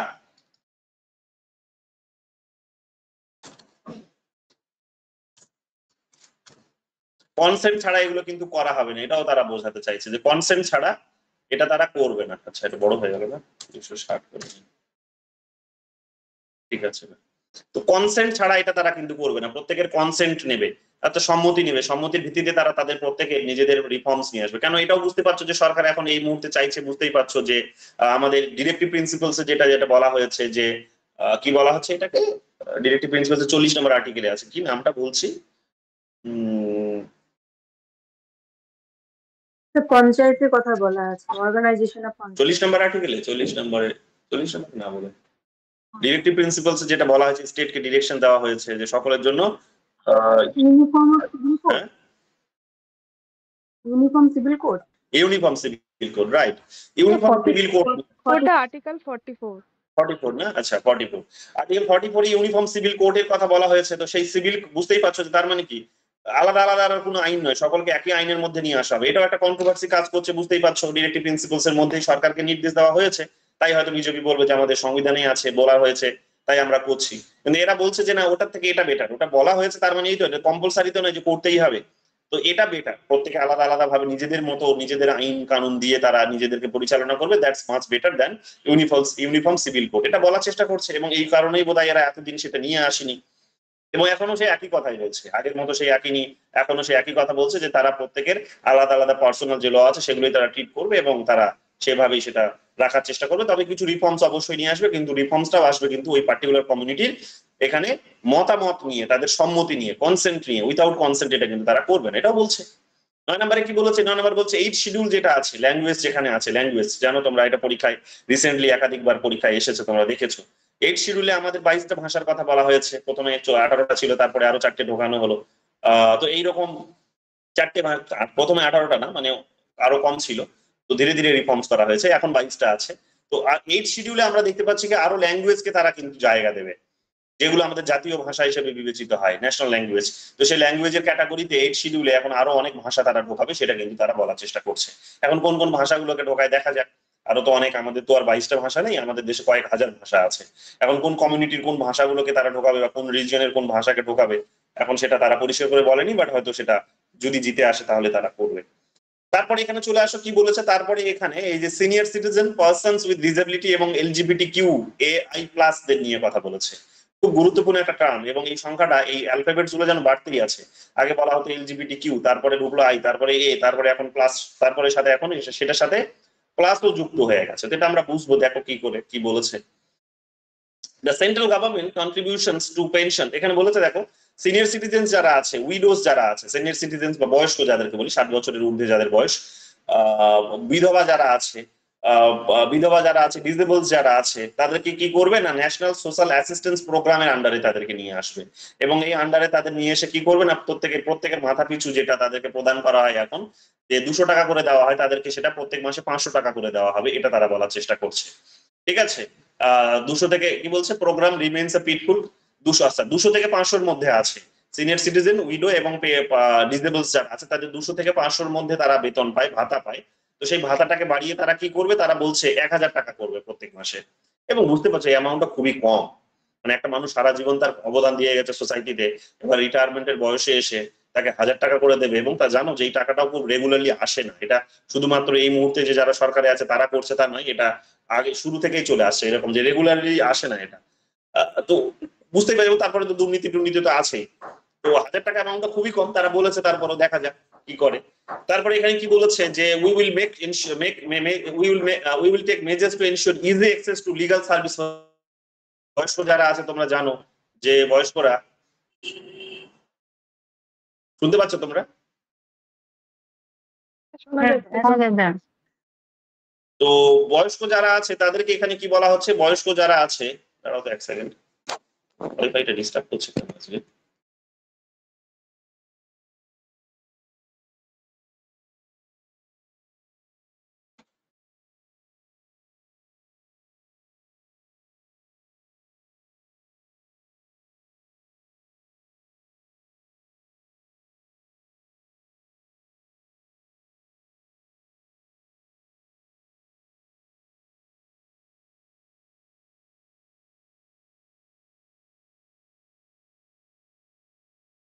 মুশকিল, ডিস্টার্ব করছে, আমার নেটটা শুধু শুধু চলে যাবে, ওয়াইফাই থাকতেও নেটটা চলে যাবে। যাই হোক, তো এখানে আমরা দেখতে পাচ্ছি কি যে যারা হচ্ছে ওই বয়স্ক যারা আছে, তারা বুঝতেই পারছো যে তারা জুডিশিয়ারিতে পৌঁছতে পারে না, তাদের জুডিশিয়ারি বিভিন্ন সুযোগ সুবিধা তারা পায় না, তাদেরকে এখানে এই লিগ্যাল সার্ভিসের ইজি অ্যাক্সেস করে দেবে। হ্যাঁ, তারা ইজিলি যাতে সেই সার্ভিসটা পেতে পারে, কারণ তারা সেখানে বিভিন্ন সময় তারা নেগলেক্টেড হয়েছে, অ্যাবিউজ হয়েছে, অ্যাবান্ডন হয়েছে, তাদেরকে এভিকশন করা হয়েছে। বুঝতেই পারছো যে বয়স্ক লোক থাকলে সেখানে দেখবে প্রমোটার রাজ চলে, প্রমোটাররা এসে বাড়িতে বারবার ঘুরপা খায়, যে সেখানে সেই বাড়িটাকে যদি কোনো রকম হাতিয়ে তারা কি করতে পারে, সেখানে একটা বড় বিল্ডিং তুলতে পারে।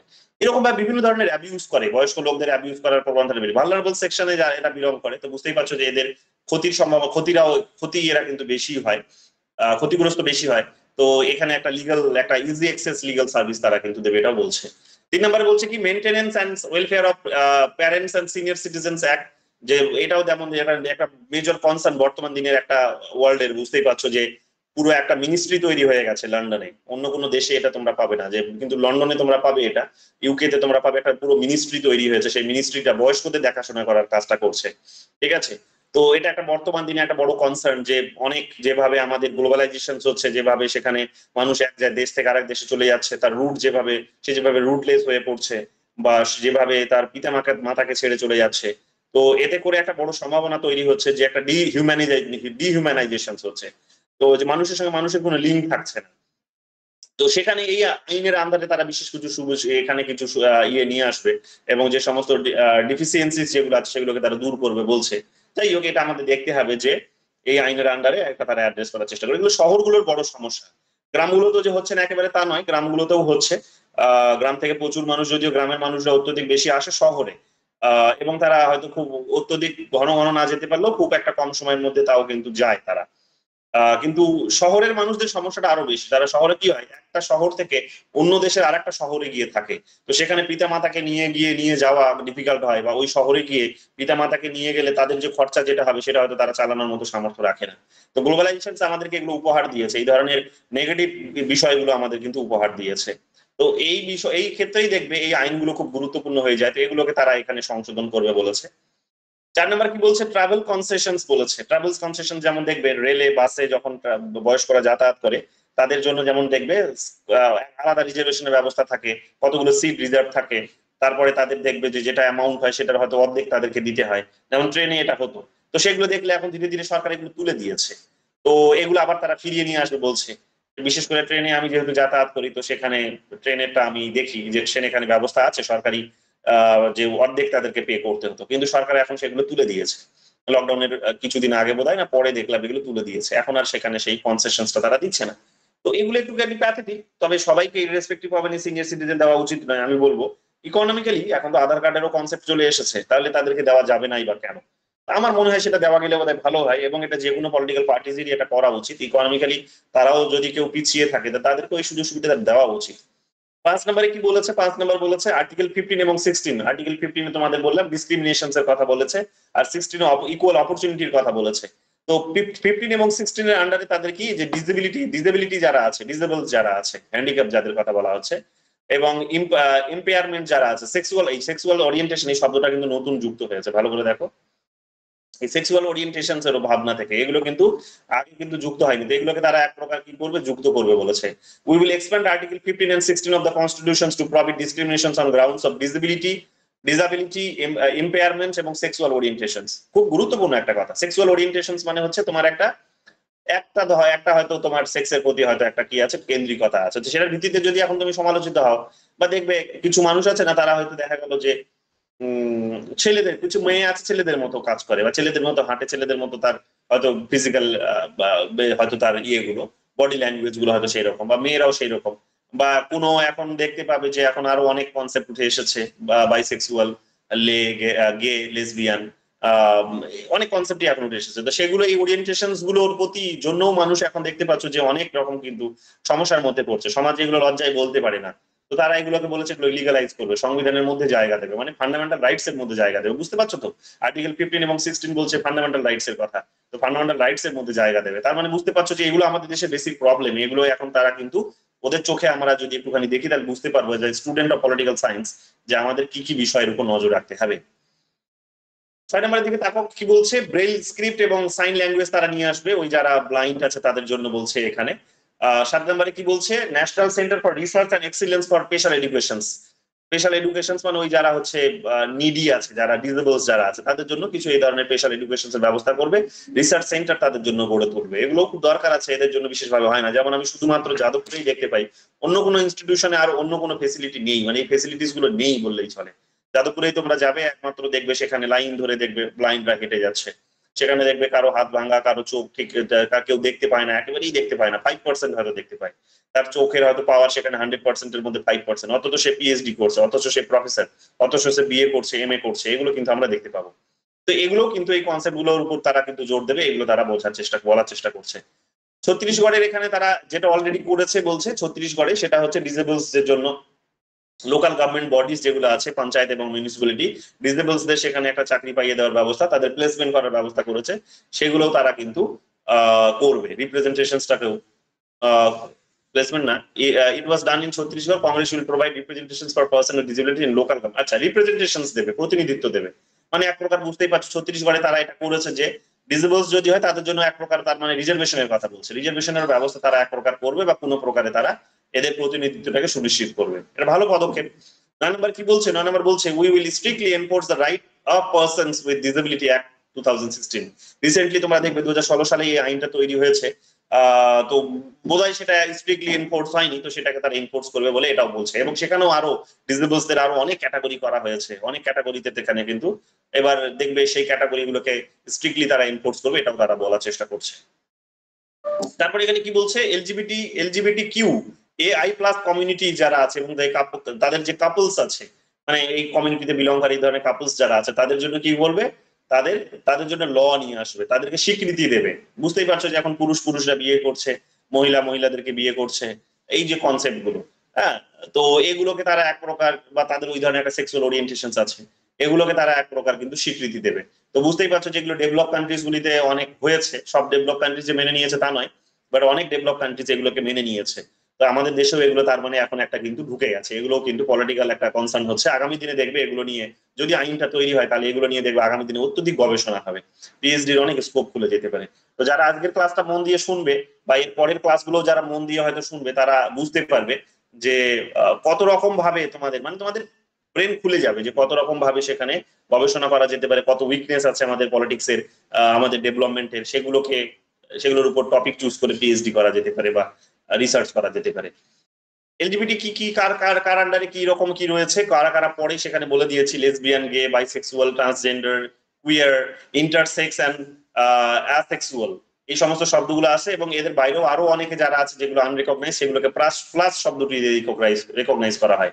এগুলো দেখে নিও, এগুলো আমাদের পেপারে যখন জেন্ডারের পার্টটি পড়বো আমরা ইউনিট 8-এ, তখন এই শব্দগুলো আমাদেরকে চর্চা করতে হবে, এগুলো আসবে আমাদের, এবং পরীক্ষাতেও প্রশ্ন অলরেডি কিন্তু এগুলো থেকে এসেছে, দেখে নিও এগুলো।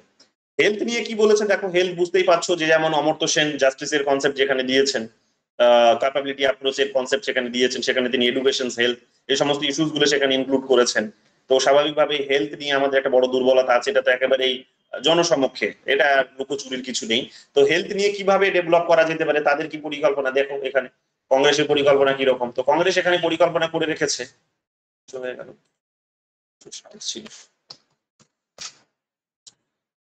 কংগ্রেস এখানে কি ধরনের পরিকল্পনা করেছে দেখো, কংগ্রেস এখানে পরিকল্পনা করেছে universal and free in public health centres, universal and free health, universal and free in public health centres, যে পাবলিক হেলথ সেন্টার গুলোকে সার্বজনীন করে তুলবে এবং সকলের জন্য এটা কিন্তু ফ্রি করে দেবে। এটাও তারা বলার চেষ্টা করছে, মানে আরো অনেক বেশি কাজ করবে, আরো অনেক বেশি ট্রিটমেন্ট সেখানে হবে, পরীক্ষা সেখানে হবে, ডায়াগনোস সেখানে হবে, সেখানে অনেক বেশি মেডিসিন পাওয়া যাবে, সেখানে অনেক বেশি সার্জারি হবে, এই ধরনের কথাগুলো তারা এখানে বলার চেষ্টা করছে, এগুলো তারা হেলথ কেয়ারের মধ্যে ইনক্লুড করবে।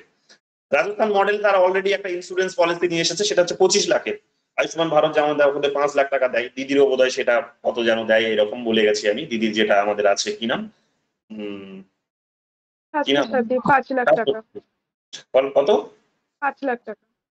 তো এখানে দেখো, এবং আয়ুষ্মান ভারত সবাইকে কভার করে না, দিদির আবার এটা আবার দেখবে তার থেকে বেশি হয়তো জনসংখ্যাকে কভার করে, মানে সংখ্যার দিক থেকে বলছি কভার করে, কভার মানে ওই মানে মানে তুলনা পার্সেন্টেজে যদি বলি, হ্যাঁ, রাজ্যের পার্সেন্টেজে বা জনসংখ্যার পার্সেন্টেজে যদি বলি তাহলে।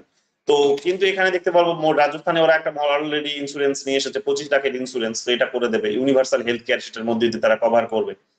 প্রাইমারি হেলথ সেন্টার যেগুলো আছে, পিএইচসি যেগুলোকে বলা হয়, সেগুলোকে তারা অনেক বেশি ইমপ্রুভ করবে, সেগুলোতে আরো অনেক বেশি কি করবে, আপগ্রেড করে সেগুলোতে এগুলোকে আরো অনেক বেশি স্ট্যান্ডার্ডের বৃদ্ধি করবে, এবং ডায়াগনস্টিক্স এর মতো সিস্টেমও সেখানে কিন্তু অ্যাড করবে, ডায়াগনোসও এখানে কিন্তু হতে পারে, অর্থাৎ পরীক্ষা নিরীক্ষাগুলো ওই প্রাইমারি হেলথ সেন্টার গুলোতেই হতে পারে, কারণ এগুলো হয় না, এগুলোর জন্য আমাদেরকে জেলা হয়তো সেখানে হসপিটালে আসতে হয় বা ডিভিশনাল হসপিটালে আসতে হয়, প্রাইমারি হেলথ সেন্টার গুলোতে এগুলো হয় না। এগুলো বুঝতেই পারছো যে অনেক বড় বড় প্রমিস তারা করেছে, এবং এত টাকা আসবে কোথা থেকে এখন তারাই ভালো জানে। 4 নম্বরে কি বলেছে, 4 নম্বর বলছে it will encourage the introductions of health insurance schemes in the private sectors and public sectors, public sector এবং প্রাইভেট সেক্টরও তারা হেলথ স্কিমস নিয়ে আসবে, এটাও বলেছে তারা। 5 নম্বর কি বলছে, 5 নম্বরে দেখো, এটা উইমেন এম্পাওয়ারমেন্টের ইস্যুর মধ্যে চলে আসছে, ম্যাটারনিটি বেনিফিটস দেবে তারা। ম্যাটারনিটি বেনিফিটস মানে মাতৃত্বকালীন সেই, যেমন তুমি সন্তান সম্ভবা হচ্ছ, সেই সময় বিশেষ কিছু সুযোগ সুবিধা পাবে। তো কোথায় কোথায় পাবে, তুমি যদি এখানে এমপ্লয়ি হও, তুমি একটা কোনো এমপ্লয়ি কোনো অর্গানাইজেশনস এর, সরকারি কোনো অর্গানাইজেশনস এর, তাহলে এটা কি দুটোই বলেছে, পাবলিক প্রাইভেট দুটোই বলেছে না, পাবলিক প্রাইভেট শব্দটা উল্লেখ করেনি, বাট ইন জেনারেল তারা বলেছে এটা।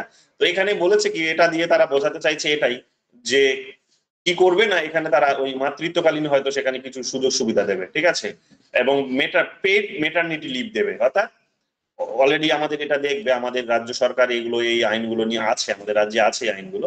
তো পেইড মেটারনিটি লিভ মানে হচ্ছে যে তুমি সবেতনে ছুটি পাবে, যেহেতু তুমি এখন সন্তান জন্ম দিতে যাচ্ছ, তুমি যেহেতু তোমার দেশের ভবিষ্যৎ, এখন তুমি কি বলবো, যে দেশের একজন ভবিষ্যৎকে জন্ম দিচ্ছ, তো স্বাভাবিকভাবেই তার জন্য বিশেষ কতগুলো সুবিধা তোমাকে কিন্তু দেবে, মহিলায় যদি হয়ে থাকো। তো মেটারনিটি লিভ এটাকে বলা হচ্ছে, মাতৃত্বকালীন ছুটি।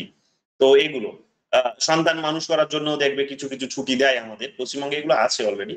উইমেন এম্পাওয়ারমেন্ট দেখবে, এগুলো উইমেন এম্পাওয়ারমেন্টের ক্ষেত্রে এগুলো কিন্তু গুরুত্বপূর্ণ।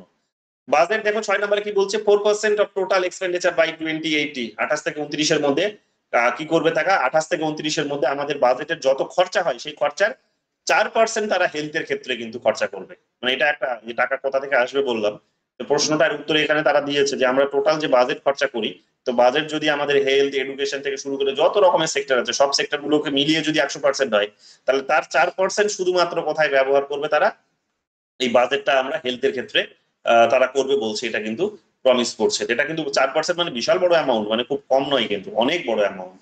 তো সেটা করতে পারলে ভালো। এর আগেও তো দীর্ঘদিন ধরে তো এখন কথা বলে আসছিল এডুকেশন এর ক্ষেত্রে 6%, 1986 সাল থেকে এটা চলে আসছে, 84-86 সাল থেকে, বাট হচ্ছে তো না। তো যাই হোক, এডুকেশনেও একটা বড় সমস্যা আছে, এডুকেশনের পার্টে এসে বুঝবো বলেছে কি বলেনি, কি বলেছে দেখে নেব। 7 নম্বরে কি বলেছে, 7 নম্বরে বলেছে Congress will double the hardship allowance of doctors serving in rural areas and provide suitable residence facilities. যে কি করবে, যারা হার্ডশিপ অ্যালাউয়েন্স মানে যারা হার্ড ওয়ার্ক করছে, যারা হচ্ছে গ্রামে গিয়ে হয়তো চিকিৎসা করছে ডাক্তাররা, কারণ গ্রামে যেতে চায় না, তারা অন্য কোনো দেশে চলে যাবে, ওটা বরং ভালো, অন্য কোনো শহরে চলে যাচ্ছে, অন্য কোনো রাজ্যে চলে যাচ্ছে, কিন্তু গ্রামে যেতে চাইছে না। তো গ্রামে গিয়ে যারা ডাক্তাররা হয়তো সেখানে চিকিৎসা করবে, তাদের এখানে বিশেষ কতগুলো সুযোগ সুবিধা দেবে, সুইটেবল রেসিডেন্সিয়াল ফেসিলিটিস তাদেরকে দেবে। অলরেডি যে নেই এগুলো তা নয়, আমাদের পশ্চিমবঙ্গে তো অ্যাটলিস্ট আছে এগুলো। 8 নম্বরে কি বলছে, 8 নম্বরে বলছে, অর্থাৎ সেন্ট্রালি হয়তো তারা ডিসিশন গুলো নেবে।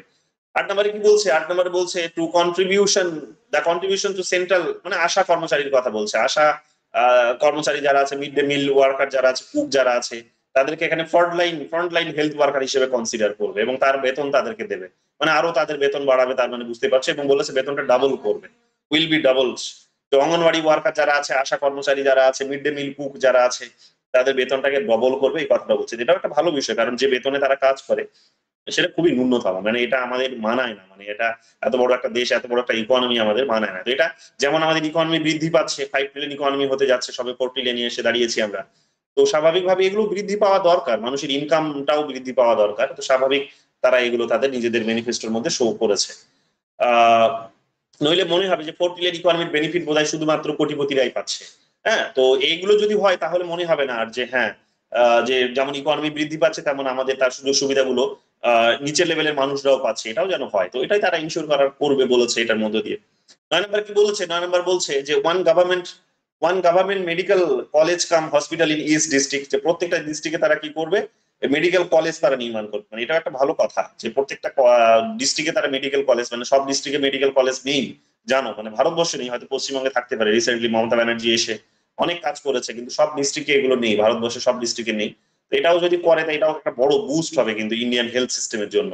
এবং মানুষ যত বেশি তার শরীর নিয়ে তার দুশ্চিন্তাগুলো দূর হবে, তত বেশি সে কি করবে না, আগামী দিনে আরো অনেক বড় বড় ডিসিশন নিয়ে এগিয়ে যেতে পারবে, বড় বড় পদক্ষেপ নিতে পারবে, তার খরচাটা অনেক কমে আসবে, মাথা পিছু আয়টা বেড়ে যাবে, ঠিক আছে, পার ক্যাপিটা ইনকামটা বেড়ে যাবে। 10 নম্বরে কি বলছে, all vacancies in medical and paramedical posts in public health institutions and all vacancies in medical colleges will be filled in 3 years। যে নির্বাচনে জিতে আসা তারা 3 বছরের মধ্যে কি করবে, যত রকমের ভ্যাকান্সি আছে এই হসপিটালস গুলোতে, মেডিকেল, প্যারামেডিক্যাল, ডাক্তার থেকে শুরু করে সমস্ত পোস্ট গুলো তারা কিন্তু ফিল আপ করার চেষ্টা করবে, মানে এটাও একটা বড় এমপ্লয়মেন্ট জেনারেট করবে। তো বুঝতেই পারছো যে এত বড় একটা কথা বলেছে তারা। 11 নম্বরে কি বলছে, কোনো হসপিটালকেই তারা কি করবে না, যে কোনো লাইসেন্স দেবে না, পারমিট করবে না, অ্যালাউ করবে না 75% যতক্ষণ না তাদের বেসিক ইনফ্রাস্ট্রাকচার গুলো আছে। কি কি না, মেডিকেল ফেসিলিটিস, প্যারামেডিক্যাল পোস্ট বা টিচিং পোস্ট, যেগুলো যতক্ষণ না ফিল হচ্ছে ততক্ষণ তারা কোনো হসপিটালকে পারমিট দেবে না। এটা একটা বেসিক প্রবলেম আমাদের দেশেরও, জানবে তোমরা, যে এটা শুধু হসপিটাল নয়, সাধারণ কলেজগুলোতেও জানো যে কোনো প্রিন্সিপালস নেই, কোনো দেখবে ডিপার্টমেন্টের কোনো টিচার নেই, সেখানে দেখবে পার্ট টাইম টিচারকে দিয়ে সেখানে একটা কলেজ চলছে, হ্যাঁ, কোনো স্টাফ নেই, সবকিছু এই জিনিসগুলো হচ্ছে। তো এতে করে যারা হয়তো ওই শিক্ষা ব্যবস্থায় গেছে বাধ্য হয়ে, ওখানে হয়তো ওই কলেজেই ভর্তি হয়েছে, তো তারা তো তাদের নিজের লাইফটা বরবাদ করলো না। তো এটা কিন্তু বুঝতে হবে। তো যাই হোক, সরকার তো এখন কিন্তু ডেভেলপমেন্টের এটা একটা প্যারামিটার, কিন্তু সেখানে তারা আরো বেশি প্রোগ্রেস নিয়ে আসবে বলেছে, সেটা তারা নিশ্চিত করবে, এটা বলছে। ভালো। 12 নম্বর দেখো কি বলছে, national medical commission shall act to review, national commissions act আর কি রিভিউ করবে কি এনএমসি যেগুলো আসে, ন্যাশনাল মেডিকেল কলেজ যেগুলো আছে বা কমিশন আছে, কি করে এদেরকে ফুল অটোনমি দেবে, এরা পুরো কন্ট্রোলটা করবে, মনিটর করার কাজটা করবে এই মেডিকেল সিস্টেমের উপরে। আশা যারা আছে এখানে, আশাদেরকে কি করা হবে, অ্যাপয়েন্ট করা হবে ভিলেজ গুলিতে, যে ভিলেজ গুলির পপুলেশন হয়তো 2500, যে ভিলেজগুলির পপুলেশন, এবং জানো যে ভিলেজের পপুলেশন এখন অনেক বৃদ্ধি পেয়েছে, তো আশার সংখ্যাটাও তারা সেই হিসেবে বৃদ্ধি করবে। যে কোনো ভিলেজে যদি 2,500 জনসংখ্যা সেখানে আছে, তাহলে সেখানে আর একজন নতুন করে আশা কর্মচারী নিয়োগ করা হবে। এটা ভালো বিষয়। 14 নম্বরে কি বলছে দেখো, all system of medicine will be supported by the government. Government কি করবে, সমস্ত রকম মেডিসিন সিস্টেম গুলোকে সাপোর্ট করবে। এটাও একটা ভালো বিষয়, জানো এটা নিয়ে একটা বড় দুর্নীতি হয়। 15 নম্বরটা ভালো করে দেখো কি বলছে, অল ম্যানুফ্যাকচারার, মানে ম্যানুফ্যাকচারার মানে যারা হচ্ছে তৈরি করে, যারা প্রোডাক্ট প্রডিউসার, যারা all manufacturer of medicines will be under strict scrutiny for maintaining quality and following good manufacturing practices। যে তাদেরকে কি করবে না, তাদেরকে এখানে বলেছে যে যত রকমের ম্যানুফ্যাকচারার আছে তাদের ওষুধের কোয়ালিটিটাকে বাড়াতে হবে, এবং এখানে বলছে এই ম্যানুফ্যাকচারিং প্র্যাকটিসটাকেও তারা আরো অনেক উন্নত করবে, এটাই বোঝাতে চাইছে। 16 নম্বরে দেখো কি বলেছে, সরকারের যত রকমের ডিসপেন্সারিজ আছে, ডিসপেন্সারিজ মানে যেখানে ওষুধ কিনতে পাওয়া যায়, তো ডিসপেন্সারিজ গুলোর সংখ্যাটা আরো অনেক তারা বৃদ্ধি করবে। এবং সব থেকে গুরুত্বপূর্ণ যে কথাটা আমার এখানে খুব ভালো লেগেছে, যেটা নিয়ে মানে অ্যাটলিস্ট পলিটিক্স হওয়া উচিত, পলিটিক্স হয় না বলে এখানে একটা বড় একটা সমস্যার মধ্যে আছি আমরা, সেটা হচ্ছে কি, এটা হচ্ছে যে ব্র্যান্ড এবং জেনেরিক মেডিসিন। জেনেরিক মেডিসিন যেমন তুমি ডাক্তারের কাছে যাবে, ডাক্তার সঙ্গে সঙ্গে পার্টিকুলার একটা মেডিসিনের নাম বলে দেয়, এবার ওই মেডিসিনটা উনি প্রেসক্রাইব করলেই আমরা জানি যে ওষুধের দোকানদারের কাছ থেকে বা ওই কোম্পানির কাছ থেকে তিনি একটা ডিসকাউন্ট পান, সেখানে তিনি একটা কিন্তু তার একটা কিন্তু সেখান থেকে লাভ্যাংশ, সেখানে বেনিফিট তিনি পান, শেয়ার তিনি সেখানে পান। অর্থাৎ যে ওষুধটার দাম পার্টিকুলার, যদি তুমি আমার দেওয়া ওষুধটাই রেকমেন্ড করো, তাহলে তুমি কি পাবে, সেখানে হয়তো 100 টাকা ছাড় পাবে। যেমন আমি তোমাদের বলে রেখেছি প্রমোশনাল বেসিসে এগুলো তারা করে, বাট হেলথ সেক্টরে এতটা বড় পরিমাণে আছে সেগুলো ভাবা যায় না। যেমন আমি তোমাদের বলেছি যে কোনো একজন স্টুডেন্টকে যদি তোমরা রেকমেন্ড করো, তাহলে তুমি কি হবে, 100 রুপিস ডিসকাউন্ট পাবে। হ্যাঁ, তো এবার তুমি পড়ো আর নাই পড়ো, যদি ডিসকাউন্ট যে পাও তাহলে চাও তাহলে সেটা পাবে। ঠিক এইরকম ভাবে ওরা ওই জিনিসগুলো করে রেখেছে ওষুধের কোম্পানিজ গুলো নিজেদের লাভের কারণে, কিন্তু এই অ্যামাউন্টটা এত বড় যে সেখানে হয়তো ওষুধটা তৈরি করতে 2.5 টাকা 2 টাকা খরচা হয় একটা হয়তো ওষুধ তৈরি করতে, সেই ওষুধটার দামই হয়তো 40 টাকা 50 টাকা 150 টাকা 200 টাকা একটা ওষুধের দাম নেয়। এবং তোমরা জানো যে এগুলো কতটা আমাদের খরচাটা বাড়িয়ে দিয়েছে, মাথা পিছু আয়টা কতটা কমিয়ে দিয়েছে, এবং কতটা আমাদের বিশেষ করে তো অসুখের সময় মানুষের হাতে কিন্তু টাকা পয়সা থাকেও না, তখন এই ধরনের একটা ক্রাইসিসের মধ্যে ফেলে দেওয়া মানে এটা একেবারে কমপ্লিটলি ইনহিউম্যান একটা কিন্তু সে একটা পলিটিক্যাল সিস্টেম বলতে পারবো, একটা ইকোনমিক সিস্টেম, একটা কিন্তু সার্ভিস বলা যেতে পারে। তো সেগুলোকে তারা দূর করবে, এটা নিয়ে তোমরা অনেক আগেই পলিটিক্স হতে শুরু করেছিল। পশ্চিমবঙ্গে যখন মমতা ব্যানার্জি জিতে আসলো তখন তিনি এই পলিটিক্স গুলো শুরু করেছিলেন, এবং তোমরা দেখবে যে জেনেরিক ওষুধ যেমন এখন ওই দেওয়া হয়, যেমন দেখবে তোমরা ওই প্রত্যেকটা হসপিটালেই দেখবে, বড় বড় হসপিটাল গুলোতে বিশেষ করে, বা সাব ডিভিশনাল হসপিটাল এবং ডিস্ট্রিক্ট হসপিটাল গুলোতে, বা ওই সুপার স্পেশালিটি হসপিটালস গুলোতে তোমরা দেখবে সরকারি এখন কিন্তু সেখানে ওষুধের দোকান আছে, সেখানে কম টাকায় ওষুধ দেওয়া হয়। আমি জাস্ট কিছুদিন আগেরই উদাহরণ দিয়েছি, একদিন তোমাদের ক্লাস নিলাম না আমি মাঝে, সেদিন আমি আমার পাড়ার একটা ছেলে সে অ্যাক্সিডেন্ট করেছে, তো তার ইমিডিয়েট কিছু মেডিসিন লাগবে, সেই মেডিসিন ওখানে মালদা পর্যন্ত কোথাও খুঁজে পাওয়া যাচ্ছে না, তো দুটো জেলা ওখানে ঘুরে দেখলো কোথাও পাচ্ছে না, তো কলকাতা আমাকে ফোন করেছে, আমি ওটা আনতে গিয়ে এবার দেরি হয়ে গেল। মেডিসিন ওখানে যখন সরকারি জেনেরিক মেডিসিনসটা নিলাম ওটা দাম পড়লো 109 টাকা, আর যখন আমি সেই মেডিসিনসটাই জেনেরিক নিলাম তো যে 109 টাকা পড়লো, কিন্তু যেহেতু আমি পার্টিকুলার মেডিসিনসটাই নিতে চাইছি, কারণ যিনি খাবেন মেডিসিন বা ওই বাড়ির লোক, তারা বলছে যে না, যে এটা লেখা আছে তুমি সেটাই নাও, আমরা জেনেরিক ফেনেরিক নেবো না, কি খেতে কি খাইয়ে দেবে, ওষুধ সারবে না, তখন ঝামেলা হবে। তো পার্টিকুলার যে মেডিসিনটা লিখে দিয়েছে ওটাই যখন আমি নিতে গেলাম, সেটা দাম পড়লো 2,500 টাকা। আচ্ছা, 109 টাকা কোথায় আর কোথায় 2,500 টাকা, তো পার্থক্যটা বোঝো। তো এইরকম ভাবে আমাদের কি করা হয়েছে, একটা বড় আমরা ক্রাইসিসের মধ্যে আছি। তো এটা যদি একটা কমপ্লিটলি ইউনিভার্সাল হয় যে জেনেরিক মেডিসিনই তোমাকে প্রোভাইড করতে হবে, তাহলে বোধহয় এখানে কি হবে, একটা প্র্যাকটিস যদি শুরু হয় ডাক্তারদের মধ্যে, মেডিকেল সার্ভিসের মধ্যে, তাহলে আমাদের ইকোনমিক সিস্টেম আরো অনেক বেশি এগিয়ে যাবে। কারণ মাথাপিছু আয় না বৃদ্ধি পেলে শুধুমাত্র কোটিপতিদের টাকা বৃদ্ধি পাবে, তাতে করে দেশ একটা খুব বেশি প্রোগ্রেস করতে পারে না। কারণ দেশ বলতে ওই 2-4 জন মানুষকে বোঝায় না যাদের কাছে টাকা আছে, দেশ বলতে 140 কোটি জনসংখ্যাকে বোঝায়। তো এই বিষয়গুলোকে তারা প্রমোট করছে, এটা ভালো, খুবই ভালো বিষয় একটা হেলথের ক্ষেত্রে। 17 নম্বরে কি বলছে, 17 নম্বর বলছে ন্যাশনাল মিশন ফর ইমিউনাইজেশন, অর্থাৎ যেটাকে আমরা বলি ইমিউনিটি বুস্ট, যেটা করোনার সময় আমরা ইমিউনাইজেশন বুস্ট নিলাম, ডোজ নিলাম যেটাকে, তো এগুলো তারা বৃদ্ধি করবে। এবং এখানে বলেছে যে 5 বছরের মধ্যে তারা 5 বছরের যারা বাচ্চা আছে তাদের 100% ইমিউনাইজেশন তারা গড়ে তুলবে। ঠিক আছে, এগুলো বলেছে, অর্থাৎ তাদের হচ্ছে ইমিউনিটি তাদের শরীরে পুশ করবে, এগুলো তাদের আরো অনেক বেশি রোগ প্রতিরোধ ক্ষমতা তাদের শরীরে গড়ে তুলবে। এগুলো খুব ভালো একটা ন্যাশনাল হয়তো মিশন নিশ্চয়ই চালাবে এগুলোর জন্য তারা। 18 নম্বরে কি বলেছে, এটা আমার খুব ভালো লেগেছে, সেটা হচ্ছে যে তারা মিড ডে মিলের ব্যবস্থা করবে ক্লাস 12 পর্যন্ত।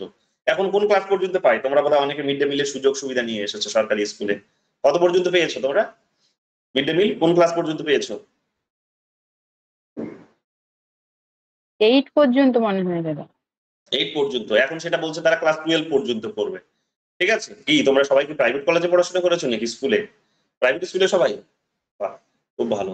না 8 ক্লাস অবধি পেয়েছি। তো এখানে ক্লাস 12 পর্যন্ত এবার করবে। তো ক্লাস 12 পর্যন্ত এবার করবে, বুঝতেই পারছো, কারণ ক্লাস 8 এর পর দেখা যাচ্ছে কি বিভিন্ন আসারের একটা রিপোর্ট বেরোয়, তোমরা নিশ্চয়ই দেখবে। আমি একটা সার্ভেও করেছিলাম, রিসার্চের একটা ওরিয়েন্টেশন কোর্সও হয়েছিল, সেটাও আমি শিখেছিলাম, করেছিলাম। তো সেখানে আমরা দেখেছি কি যে তারা বলার চেষ্টা করছে যে ক্লাস 8 এর পরে স্কুল ড্রপের সংখ্যাটা অনেক বেশি, কারণ 8 পর্যন্ত খাওয়া দাওয়ার ব্যবস্থা আছে, তারপরে আর পাওয়া যায় না, সো তারপর ড্রপ, চলো পড়াশোনা করার দরকার নেই। এবং ছেলেদের ড্রপ আউটের সংখ্যাটা বেশি করে বাড়ছে। মেয়েদের দেখবে, তোমার পলিটিক্যাল সায়েন্স ডিপার্টমেন্টের নিজেদের ডিপার্টমেন্টের দিকে তাকিয়ে দেখো, বা এখানেও তাকিয়ে দেখো কতজন তোমরা ছেলে আছো। তোমরা আমি যেখানে দেখতে পাচ্ছি বেশিরভাগই তো সব মেয়ে। তোমরা কলেজগুলোতে স্কুলগুলোতেও তোমরা তাকিয়ে দেখবে মেয়েদের সংখ্যাটা দেখবে ধীরে ধীরে বাড়ছে। কেন? কারণ এখন পশ্চিমবঙ্গে এটা যেহেতু হচ্ছে, এখানে তোমরা এখন 11 জন জয়েন আছো, 11 জনের মধ্যে এখানে 11 জনই আমি মেয়ে দেখতে পাচ্ছি, একজনও ছেলে নেই। একমাত্র আমি যে শুধু তোমাদের পড়াচ্ছি ছেলে, বাকি বাকি এখানে তোমরা কিন্তু প্রত্যেকেই মেয়ে। তো তোমরা দেখবে এগুলো বাড়ছে। তো যাই হোক, স্বাভাবিকভাবে আমরা দেখতে পাবো এগুলোকে বৃদ্ধি করা দরকার। এগুলো ফোকাস করছে, খুব ভালো বিষয়। 19 নম্বরে কি বলছে? Offences two commit acts of violence against doctors and other health professionals। দেখতেই পাচ্ছ যে কোনো একজন রুগী মারা গেছে, কোনো একজন রুগী মারা গেছে হয়তো, তোমরা দেখবে যে বা কোনো একটা ভুলভাল চিকিৎসা হয়েছে, ট্রিটমেন্ট হয়েছে, তখন দেখবে বিশেষ করে প্রাইভেট হসপিটালগুলোতে দেখতে পাওয়া যাচ্ছে এটা, যে সঙ্গে সঙ্গে গিয়ে দেখবে ওই রুগীর যে এত আত্মীয় স্বজন বেরিয়ে আসছে, মানে কল্পনাই করা যায় না। মানে রুগীটা যখন হসপিটালে নিয়ে আসা হয়েছিল তখন একজন, যতক্ষণ পর্যন্ত সেখানে রুগীটা মারা গেল তখনও একজন, যখন এটা স্প্রেড হয়ে গেল তখন এত আত্মীয় স্বজন বেরিয়ে আসলো রুগীর, হাজার হাজার আত্মীয় স্বজন এসে তখন সব পারলে হসপিটালটাকেই বোধহয় বোম দিয়ে উড়িয়ে দেবে। এগুলো আমরা দেখতে পাই না? তো দেখবে তাদের উপর ওই তারা প্যারামেডিক্যাল স্টাফ থাকে, ডক্টরস থাকে, আরো অন্যান্য স্টাফ থাকে, তারা তাদের উপর একটা কিন্তু সেখানে এক প্রকার ভায়োলেন্স হয়, তাদেরকে সেখানে অ্যাটাক করা হয়।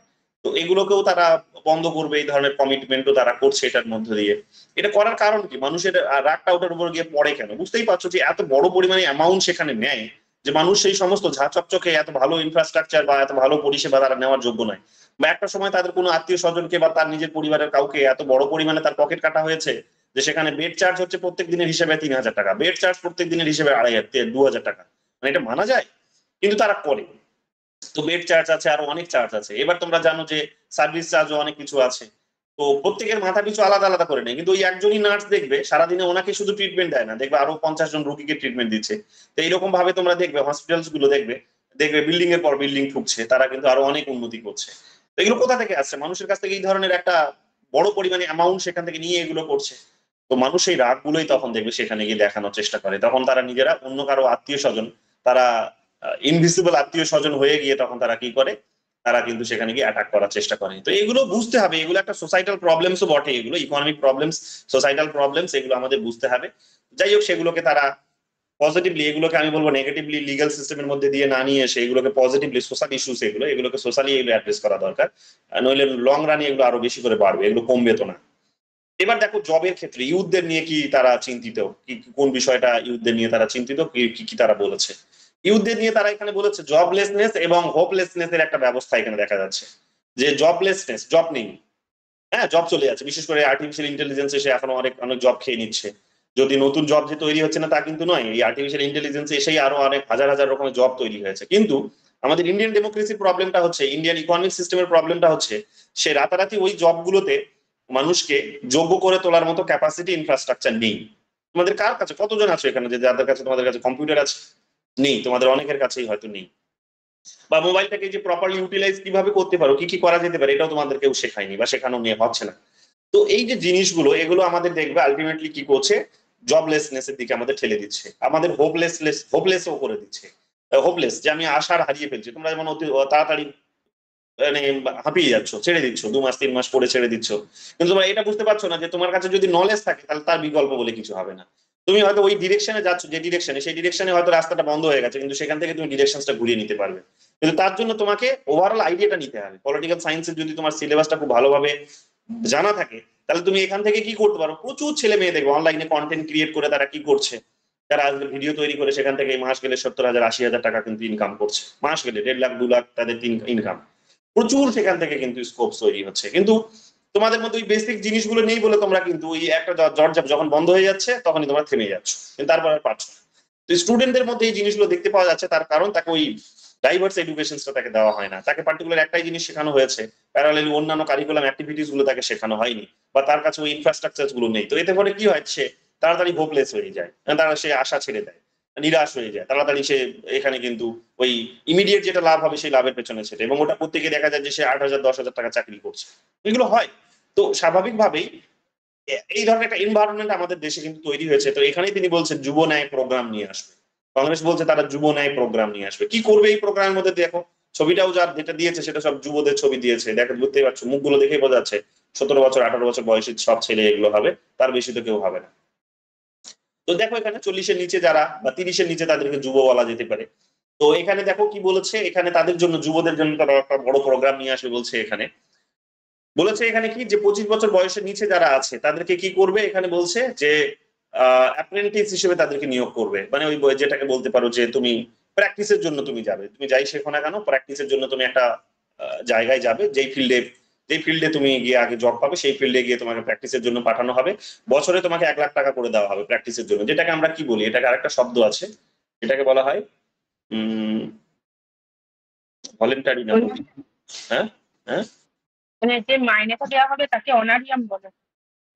না এটা একটা টার্মিনোলজি আছে, এটাকে বলা হয় কি, একটা সুন্দর টার্মিনোলজি আছে, হ্যাঁ প্র্যাকটিস করে ওখানে গিয়ে, ঠিক আছে, এটা আছে একটা শব্দ মনে করলে বলছি। তো যেমন মেডিকেল কোর্সে এই জিনিসগুলো হয়, লতে যেগুলো হয় যে তুমি সেখানে গিয়ে প্র্যাকটিস করতে পারবে। ভোকেশনাল, হ্যাঁ হ্যাঁ, না ভোকেশনাল না, টার্মিনোলজি আছে এখানে একটা, মনে করলে বলছি। তো অ্যাপ্রেন্টিস হিসেবে তুমি এখানে অ্যাপ্রেন্টিস অ্যাক্ট নিয়ে আসবে, এবং এই একটাকে রাইট একটা অধিকারের মধ্যেই ফেলে দেবে বলছে। দেখো রাইট টু অ্যাপ্রেন্টিস অ্যাক্ট নিয়ে আসবে তারা, অধিকার, হ্যাঁ এটা মানুষের অধিকার যে সে কাজ করতে করতে একটা ট্রেনিংও পাবে, এবং ট্রেনিং চলাকালীন সে বছরে 1 লাখ টাকাও পাবে, এটা কিন্তু সে নিয়ে আসবে। এবং চাকরিতে ওখান থেকে যখন তুমি বেরিয়ে আসবে তখন তোমাকে ফুল টাইম জবও প্রদান করা হবে, এই কথাটাও বলছে। মিলিয়নস অফ ইউথ ইন্টার্নশিপ তো ইন্টার্নশিপের কথা এক প্রকার বলতে পারো, তারা বলছে অ্যাপ্রেন্টিসের কথা এরকম ভাবে বলছে। 2 নাম্বার কি বলছে, দেখো ফাস্ট ট্র্যাক কোর্ট তৈরি করা হবে। ফাস্ট ট্র্যাক কোর্ট মানে হচ্ছে যে চট জলদি সেখানে বিচার প্রক্রিয়া সম্পন্ন হবে। ফাস্ট ট্র্যাক কোর্ট কি করবে? ফাস্ট ট্র্যাক কোর্ট বলছে লিকিং কোয়েশ্চেন পেপার যেগুলো লিক হচ্ছে, বুঝতেই পারছো যে এখন প্রত্যেকটা পরীক্ষারই একটা কমন ট্রেন্ড হয়ে গেছে, বিশেষ করে সোশ্যাল মিডিয়ার যুগে এসে এগুলো একটা কমন ট্রেন্ড হয়ে গেছে যে এখন ইমিডিয়েট সেটা লিক হয়ে যাচ্ছে, বা পরীক্ষার আগে লিক হয়ে গেছে, সেখানে দেখবে কোনো একটা পার্টিকুলার জায়গা থেকে 10-12 জন মিলে সেটা উত্তর তৈরি করছে, করে মোবাইলে পাঠিয়ে দিচ্ছে, আর ঘরে বসে সেটা সারা পরীক্ষা দিচ্ছে। এগুলো হচ্ছে কমন ট্রেন্ড, এগুলো কানে আসে, এগুলো নাম বলছি না কিন্তু এগুলো কানে আসে, এইভাবে প্রচুর জন চাকরি পাচ্ছে, চারপাশে আমার মানুষ এগুলো ভরে গেছে এইরকম ভাবে, এটা হচ্ছে যাদের ক্ষমতা আছে তারা পাচ্ছে, ওইভাবেই করেই পাচ্ছে, এগুলো হচ্ছে। এখানে কি বলছে যে provide monetary compensations to the victims. তো যদি লিক হয় তাহলে তো তারা ভিকটিমাইজ হলো না, যে আমি 5,500 টাকা দিয়ে একটা ফর্ম ফিল আপ করলাম, এতদিন যাবত পড়াশোনা করলাম, তুমি পরীক্ষা নিতে গেলে এখন বলছো কোয়েশ্চেন লিক হয়ে গেছে, তো দায় টাকা আমার স্টুডেন্ট হিসেবে আমার দায় না। এটা একটা কমন ট্রেন্ড হয়ে গেছে। এই কমন ট্রেন্ড থেকে মুক্তি পাওয়ার জন্য তারা বলছে যে কি না, যদি এটা হয় তাহলে স্টুডেন্টদেরকে কম্পেনসেশনস দেবে, যারা পরীক্ষায় ক্যান্ডিডেট তাদেরকে কম্পেনসেশনস দেবে। এখন কত টাকা দেবে কিছু পরিষ্কার করে বলেনি, এবং এটা ছেলে খেলার কোনো বিষয় নাই, এতটা সাধারণভাবে বলেছে বিষয়টা। আমি তো মনে করি এটা কোনো ছেলে খেলার বিষয় নয়, খুব গুরুত্ব সহকারে নেওয়া দরকার, তার কারণ এটা ইন্ডিয়ান ডেমোক্রেসির, ইন্ডিয়ান ইকোনমিক সিস্টেমের এটা হচ্ছে কিন্তু ব্যাকবোন। এই ব্যাকবোনটাই যদি ভেঙে যায়, এই অশিক্ষিত অযোগ্য মানুষগুলো যদি চাকরি পায়, তাহলে কিন্তু ইকোনমিক্যালি খুব একটা বেশি আমরা প্রোগ্রেস করতে পারবো না। কিন্তু কিছু কিছু মানুষ তারা নিজেদের পাওয়ারটাকে কাজে লেগে এগুলো করছে, যারা হয়তো কোয়েশ্চেন্সটা পাঠিয়ে দিয়েছে হতে পারে, যারা হয়তো কোয়েশ্চেন্সটা ওখানে ওই পরীক্ষাটা নিচ্ছে তারাও হতে পারে, যারা হয়তো পরীক্ষাটা দিচ্ছে তারাও হতে পারে, যারা কোয়েশ্চেন্সটা তৈরি করছে তারাও হতে পারে, বা যারা কোয়েশ্চেন্সটা তৈরি করাচ্ছে পলিটিক্যাল নেতারা তারাও করতে পারে। এগুলো ভালো করে একটা মানে প্রত্যেকটা লেভেলে এগুলোকে ভালো করে বুঝতে হবে।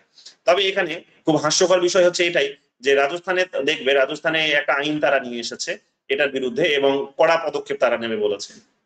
কিন্তু হাস্যকর বিষয়টা হচ্ছে রাজস্থানে আইনটা আসার পরেও সেখানে লিক হয়েছে কোয়েশ্চেন্স, এবং সরকার কিছুই করতে পারে। বুঝতে পারলে তো কতটা ভরসা এখন মানুষ এদেরকে করবে, সেটাও একটা বিষয়। কারণ রাজস্থানে তো তাদেরই সরকার ছিল, এবং দেখতে পাচ্ছ সরকার উল্টে দিল মানুষ, তো এটা কিন্তু সেখানে হতে পারে। 3 নম্বরে কি বলেছে? 3 নম্বর বলছে এখানে রাজস্থানের সরকার, কংগ্রেস সরকার উল্টে গেল কিছুদিন আগেই তোমরা দেখলে। তো এগুলো হয়েছে বলে ইউথরা সেখানে খুশি নয়, খুব একটা উল্টে দিয়েছে, এবং তারা মধ্য ভারতের দিকে এখন তোমরা একটু চোখ রাখলে বুঝতে পারবে, বা কিছু কিছু রাজ্যে তোমরা দেখবে যে সেখানে 5 বছর অন্তর অন্তর সরকার বদলাচ্ছে। কর্ণাটকেও যদি তোমরা দেখো 5 বছর অন্তর অন্তর সরকার বদলাচ্ছে, তারা রাখছে না আর। এটা ট্রেন্ড, মানুষ ইকোনমিক্যালি এখন সমস্ত কিছু ভাবছে, ওখানে রিলিজিয়াস বা অন্য কোনো সেন্টিমেন্টে মানুষ আর দেখছে না সেখানে। যেমন মানুষ পশ্চিমবঙ্গে যারা ডিসাইডিং ফ্যাক্টর হয়ে দাঁড়ায় তারা হচ্ছে মুসলিম ভোট ব্যাংক, তো তারা যখন ভোট আসে তখন দেখবে সেই সিএ এনআরসির ইস্যু আসে, তাদের নাগরিকত্বের বিষয় আসে, তাদের ন্যূনতম অধিকার আসে, তাদের সেকুলারিজমের কনসেপ্ট আসে, এগুলো দিয়ে কি করা হয়, এমন একটা ছক তৈরি করা হয়, প্যাটার্ন তৈরি করা হয় যে মানুষ আলটিমেটলি ভোটটা দেওয়ার আগে কিন্তু নিজের ধর্মটাকে ভেবেই সে ভোটটা দেয়। বিভিন্ন রাজ্যে এগুলো যেগুলো নেই, এই ধরনের কনসেপ্ট গুলো যেখানে নেই, হয়তো এই ধরনের কোনো একটা প্যাটার্ন নেই, সেখানে দেখবে মানুষ ইকোনমিক্যালি ভাবে এবং প্রত্যেক 5 বছর অন্তর অন্তর সেখানে সরকার বদলাচ্ছে, এগুলো হচ্ছে, এবং এটা খুব ভালো একটা প্র্যাকটিস। 3 নম্বরে কি বলেছে দেখো, 30 লাখ ভ্যাকান্সি সেখানে কিন্তু খালি হয়ে আছে, মানে এখনো দেশে 30 লাখ ভ্যাকান্সি আছে বলছে, সেন্ট্রাল গভর্নমেন্টের 30 লাখ ভ্যাকান্সি আছে, মানে সংখ্যাটা কিন্তু কম নয়, মানে তুমি চারিদিকে যাদের দেখবে তারাই হয়তো সেন্ট্রাল গভর্নমেন্টে চাকরি করবে। তো এত বড় একটা ভ্যাকান্সি পড়ে আছে কিন্তু সেগুলোকে পূরণ করা হচ্ছে না, মানে একটা ভেবে দেখো একবার। তো সেন্ট্রাল গভর্নমেন্টের সেই চাকরিগুলোকে তারা বলছে সব পূরণ করবে, এবং মিউনিসিপ্যালিটিস এবং পঞ্চায়েত যেগুলো আছে সেগুলোতেও যে ভ্যাকান্সি গুলো আছে সেগুলোও পূরণ করবে। কত বড় একটা কমিটমেন্ট ভেবে দেখো, মানে জাস্ট কিছুই না, যদি খালি 30 লাখের সংখ্যাটাই যদি পুরো, এতগুলো কথা বলেছে তো সবগুলো ছেড়ে দাও, খালি 30 লাখের সংখ্যাটাই যদি পূরণ করতে পারে একটা বড় রিভলিউশন হয়ে যাবে ভারতবর্ষে। 30 লাখ কিন্তু মজার কথা নয়, কিন্তু আমরা দেখি বিভিন্ন রকম ভাবে টাল বাহানা হয়, এগুলো হয় না। তো যাই হোক, এটা বলেছে তারা যদি করতে পারে খুবই ভালো। 4 নম্বর কি বলছে, fund of funds schemes to start up, অর্থাৎ তুমি একটা নতুন ব্যবসা বাণিজ্য, স্টার্ট আপ মানে হচ্ছে তুমি একটা নতুন ব্যবসা বাণিজ্য হয়তো শুরু করবে, তো সেখানে সেটার জন্য যে ফান্ড দরকার সেই ফান্ডটা তৈরি করার জন্য সরকার একটা ফান্ড তৈরি করিয়ে নেবে, এবং সেটা 40 বছরের যারা যুবক আছে তাদেরকে এটা কিন্তু দেবে, ঠিক আছে। তো 50% সেই ফান্ডে সরকারের কন্ট্রিবিউশন থাকবে, 50% তোমার থাকবে, 50% সরকারের থাকবে। এইরকম ভাবে সেখানে কি করছে না, এইরকম ভাবে তারা কিন্তু প্রত্যেকটা ডিস্ট্রিক্টে তারা কিন্তু এই ধরনের এই ইনসেন্টিভ গুলো দিয়ে বলতে পারো একটা ইকোনমিকে বুস্ট দেওয়া, ব্যবসা বাণিজ্যকে বুস্ট দেওয়া, আনএমপ্লয়মেন্টকে মিটিগেট করার মতো ব্যবস্থা তারা করবে, এগুলো বোঝাতে চাইছে। 5 নম্বর কি বলছে, ওয়ান টাইমার রিলিফ দেবে তারা, ওয়ান টাইমার রিলিফ দেবে। ওয়ান টাইমার রিলিফ কিসে দেবে, তুমি যদি কোনো কোয়ালিফাইং পাবলিক এক্সামিনেশনে তুমি পরীক্ষা দিয়েছিলে, অর্থাৎ 2000 ওই করোনার পিরিয়ডের কথা বলছে, 2020 সাল থেকে 2021 সালে যে করোনা পিরিয়ড, তখন যদি তুমি কোনো পরীক্ষায় ফেল করেছিলে তাহলে তোমাকে আবার পুনরায় একটা সুযোগ দেবে যে ওই পরীক্ষাটা তুমি আবার পাস করো, এই সুযোগটা তারা দেবে। এটা একটা ভালো বিষয়, কারণ সেই সময় অনেকের পড়াশোনা হয়নি, তোমরাও যারা অনেকে পড়াশোনা করেছো বুঝতেই পারছো যে মোবাইল দেখেই পার করে দিয়েছো। তো 6 নম্বর দেখো এখানে কি বলেছে, we will abolish application fees of government examination and government post. বিশাল বড় একটা পদক্ষেপ। গভর্নমেন্টের যদিও সেক্টরটা হচ্ছে 1%, 99% সেক্টরই কিন্তু প্রাইভেটের হাতে, মাথায় রাখবে 99% সেক্টরই কিন্তু গোটা দেশের প্রাইভেটের হাতে, কিন্তু 1% সেক্টরই সরকারের হাতে, কিন্তু সেটাও কিন্তু কম বড় নয়। এই 30 লাখ চাকরির কথা বলেছে, তো 30 লাখ চাকরি এবং আরো তো অনেক আছে, তো এই 30 লাখ চাকরি বা আরো অনেক আমরা জানি এগুলোর জন্য একাধিকবার পরীক্ষা নেওয়া হচ্ছে, মানে এবং টুকরো টুকরো ভাবে পরীক্ষা নেওয়া হচ্ছে। 30 লাখের চাকরিতে একবারই তো পরীক্ষা হচ্ছে না, প্রত্যেকটা ডিপার্টমেন্ট আলাদা আলাদা করে পরীক্ষা নিচ্ছে, তো একটা স্টুডেন্টের কাছে এত টাকা আসবে কোথায় রে ভাই, এবং পরীক্ষা দিতে যাওয়ার জন্য একাধিক খরচা হয়, তার এত টাকা আসবে কোথা থেকে। তো এটা খুব একটা ভালো বিষয় বলেছে যে তারা ফিস কিছু রাখবে না, সব ফিস গুলো কিন্তু মুকুব করে দেবে, এটা খুবই ভালো বিষয়। তারপরে দেখো এখানে কি বলছে 7 নম্বর, আনপেড ইন্টারেস্ট গুলো, যেগুলো আনপেড ইন্টারেস্ট মানে তুমি লোন নিয়েছিলে, স্টুডেন্ট লোন কোনো নিয়েছিলে, ক্রেডিট নিয়েছিলে, তুমি পে করতে পারোনি, তাহলে সেই লোন গুলো তোমার শোধ করে দেবে। কেন, 2024 সালের 15ই মার্চের আগে যদি কোনো তুমি ইন্টারেস্ট তোমার বাকি আছে তাহলে সেগুলো পে করে দেবে, এবং ব্যাংকে তারা পে করে দেবে, তোমাকে আর পে করতে হবে না। তো এইগুলো বলেছে, এটাও খুব ভালো একটা পদক্ষেপ, যদিও আমরা জানি যে আমাদের মতো ফিল্ডে এগুলো দেওয়া হয় না, এগুলো মেডিকেল ফিল্ডে দেওয়া হয়, যেগুলো একেবারে প্রফেশনাল ফিল্ড সেগুলোতে দেওয়া হয়, medical field, engineering field, hotel ম্যানেজমেন্টের মতো ফিল্ড, যেগুলোতে তুমি এক প্রকার চাকরি পাবেই বাধ্যতামূলক, ঠিক আছে, মানে হবেই তোমার, এটা তুমি রিক্রুটমেন্ট হবেই, সেই ফিল্ড গুলোতে এখানে কিন্তু ওটা দেয় ওরা। তো ওগুলোতে তারা ওয়েব করে দেবে, বলছে ছাড় দিয়ে দেবে, তোমাকে করতে হবে না, তারা নিজেরাই করে দেবে, এটাও একটা বড় পদক্ষেপ। 8 নম্বরে কি বলছে, স্পোর্টস স্কলারশিপস দেবে, 10,000 পার মান্থ করে দেবে, হ্যাঁ, যে 10,000 পার মান্থ, 21 বছর বয়সের নিচে যদি তুমি হও তাহলে 10,000 পার মান্থ তুমি এখানে স্পোর্টস স্কলারশিপ পাবে। খুব ভালো এই বিষয়গুলো, বড় বড় পদক্ষেপ তারা এখানে নিয়েছে, ঠিক আছে। তো এগুলো গেল আমাদের কি, এগুলো গেল আমাদের একেবারে এই বিষয়গুলো। এবার যদি একটুখানি এডুকেশন এর দিকে চোখ রাখো, এডুকেশনটাকে আজকে আর বলবো না, আজকে এতটুকুই থাকবে, কারণ টুকরো টুকরো করে বোঝো। 2-3টে পলিটিক্যাল পার্টির যে যদি তোমরা ম্যানিফেস্টো গুলো স্টাডি করে নাও তাহলে বুঝতে পারবে যে দেশের প্রবলেম গুলো কি, কিভাবে তার অ্যাড্রেস করতে হবে, কিভাবে আমাদেরকে এগিয়ে যেতে হবে, এবং কিভাবে তোমরা আগামী দিনও পিএইচডি করতে পারো, পুরো রাজনীতিটাকে বুঝতে পারবে যে কি নিয়ে দেশে রাজনীতি হচ্ছে, কি তার সলিউশন হতে পারে, তোমরা এটা বুঝতে পারবে, ঠিক আছে, এগুলো ধরতে পারবে। পলিটিক্যাল সায়েন্সের স্টুডেন্ট হিসেবে এগুলো জানাটা কম্পালসারি, আদারওয়াইজ নিজেকে লজ্জাবোধ হবে যখনই দেখবে রাজনীতিতে রাহুল গান্ধী কিছু একটা বলেছে, প্রধানমন্ত্রী কিছু বলেছে, কিন্তু তার মর্মটাই তুমি বুঝলে না, মিনিংটাই বুঝতে পারলে না, লজ্জা। তাহলে মানে তুমি স্টুডেন্ট হিসেবে তোমার লজ্জা হবে তখন। মানুষ তোমাকে দেখে, তুমি মানুষকে দেখে লজ্জা বোধ করবে, কারোর সামনে এসে আর মুখ খুলতে চাইবে না। কাজে এগুলো পড়তে হবে, এগুলো কম্পালসারিলি প্রত্যেকদিন যেমন পত্রিকা পড়াটা কম্পালসারি, সেই রকম ভাবে এই পুস্তিকাগুলো পড়াটাও কিন্তু compulsory as a student of political science. আর কি বলবো, নাকি আজকে এতটুকুই থাকবে? 1.5 ঘন্টা হয়ে গেছে। আচ্ছা, এডুকেশনটা অনেক বড় আছে, আজকে শেষ হবে না, অনেকটা সময় লাগবে। আজকে এতটুকুই থাক, 1.5 ঘন্টাই থাক, কারণ আমাদের রাতে আবার ক্লাস আছে, তোমাদের অনেকের নেটও শেষ হয়ে যাবে। রাতের ক্লাসটা আমাদের যেগুলো হয়েছিল, আমি পিওয়াইকিউ গুলো খেয়ে দিয়ে এখন বসে তোমাদেরটা প্রোভাইড করবো। পিওয়াইকিউ গুলো তোমরা, আমাদের কি ক্লাস হয়েছিল গতকাল? Leadership theory. লিডারশিপ থিওরির আমাদের পিওয়াইকিউ যেগুলো আছে আমি সবগুলো দিয়ে দিচ্ছি, তোমরা সলভ করো কিছুক্ষণের মধ্যে। তারপর রাতে আমাদের ওটা অ্যানালিসিস হবে, ঠিক আছে? রাতের ক্লাসটা রাতে হবে। থাক, আপাতত এতটুকুই থাক। আমার মাঝে আবার পড়ানো আছে, পড়তে আসবে, প্লাস হচ্ছে একটু নিজেকে পড়াশোনা করতে হবে তোমাদের জন্য, কোয়েশ্চেন গুলো রেডি করতে হবে, so it will take time. এবং সন্ধ্যেবেলা তো ক্লাস আছে, আপাততই থাক। শনিবার রবিবারে চেষ্টা করবো এরকম ভাবে এক্সট্রা কিছু এইরকম বিষয় আমরা স্টাডি করার, যেগুলো আমাদের হেল্প করবে বুঝতে। এবং পলিটিক্যাল সায়েন্সে যে তোমরা বলছো এত কিছু মনে রাখতে পারছি না, তার অন্যতম কারণ হচ্ছে যে তোমরা এই পড়াশোনাগুলো করো না বলে তোমাদের ওগুলো মনে থাকে না, ওগুলো তখন তোমাদের কাছে ইনফরমেশন হয়ে যায়, ফলে তোমাদের ওগুলো মুখস্থ করতে হয়, আর মুখস্থ করলে তো ভুলে যাবে, সেটাই স্বাভাবিক। কিন্তু এগুলো যদি পড়ো, খবরের কাগজ পড়ছো, এইগুলো পড়ছো, তাহলে তুমি একেবারে প্র্যাকটিক্যাল ফিল্ডে আছো। তোমার এখানে কিন্তু ল্যাব এক্সপেরিমেন্টটাও কিন্তু এক প্রকার হয়ে যাচ্ছে। তো তোমার এগুলো মাথায় থাকবে, তোমার উপরে মুখস্থ করতে হবে না। তোমাকে যদি আগামী দিনে বলে যে আর্টিকেল 15 কি আছে, এই যে আজকে চর্চা হলো, তো আর্টিকেল 15 এবং একাধিকবার জিজ্ঞেস করেছে পরীক্ষায়, তো ইজিলি বুঝতে পারবে, ঠিক আছে? এবং ইন্টারভিউ বোর্ডেও গিয়ে আগামী দিনে তোমাদের প্রশ্ন করবে যে বলো তো, তোমাকে যদি তোমার কাছে সলিউশনও জানতে চাইবে যে তুমি তো বলছো এগুলো এটা হয়েছে, কিন্তু তোমার ক্রিয়েটিভ অ্যাক্টিভিটিস, তোমার তোমার ভাবনার মধ্যে ক্রিয়েটিভিটি আছে কিনা সেটাও তো যাচাই করবে ওরা। নইলে তুমি তো গিয়ে শুধু ওই যতটুকু বই পাবে সেই বই পড়েই পড়াবে কে? তুমি যদি বই না পাও তাহলে তো আর তুমি গিয়ে পড়াতে পারবে না। তো তোমার ক্রিয়েটিভিটি না থাকলে তো তুমি তো নিজেকে ওই যে একাডেমিক ইনস্টিটিউশনে তুমি প্রবেশ করবে, সেখানে তো তুমি ইনস্টিটিউশনের ছেলে মেয়েদের তো পঙ্গু করে দেবে। তো ওরা কখনো চাইবে না যে একজন পঙ্গু টিচার থাকুক সেখানে, ওরা চাইবে যে সময়ের সঙ্গে সঙ্গে সে টিচার তার মানে ব্যাকগ্রাউন্ডে এত সুন্দর করে সে পড়ে এসেছে, বা সে এত সুন্দরভাবে নিজেকে তৈরি করে নিয়েছে যে আগামী দিনে যেভাবেই নতুন কোনো আইডিয়া আসুক, থিওরি আসুক, বা কোনো প্রবলেম আসুক, সে তার ওই বেসিক নলেজের মধ্য দিয়ে সেটাকে এক্সপ্লেন করতে পারবে, অর্থাৎ যেটাকে লিডারশিপ গতকাল পড়ালাম। তো একজন প্রপার লিডার সে হতে পারবে, 50 জন স্টুডেন্টের ভালো লিডার হতে পারবে, ক্লাসে গিয়ে সে ভালো বোঝাতে পারবে। তো এগুলো করার জন্য তোমাকে এগুলো পড়তেই হবে, এগুলো কম্পালসারি। কতজন জয়েন করেছিল দেখো, 26 জন 27 জন জয়েন করছিল, কতজন টিকলো এখনো গিয়ে শেষে? এতজন। বুঝতে পারছো যে কেন এখানে মাত্র 6% স্টুডেন্টই পাস করতে পারে, বাকিরা কেন পাস করতে পারে না? তার এটাই কারণ। 6% স্টুডেন্ট পাস করতে পারে, তার অন্যতম কারণ সবার ধৈর্য শক্তি থাকে না, ঠিক আছে? সবার ধৈর্য শক্তি থাকে না, সব আবেগ নিয়ে জয়েন করলো, এসে দেখলো কি হচ্ছে, পালিয়ে গেল।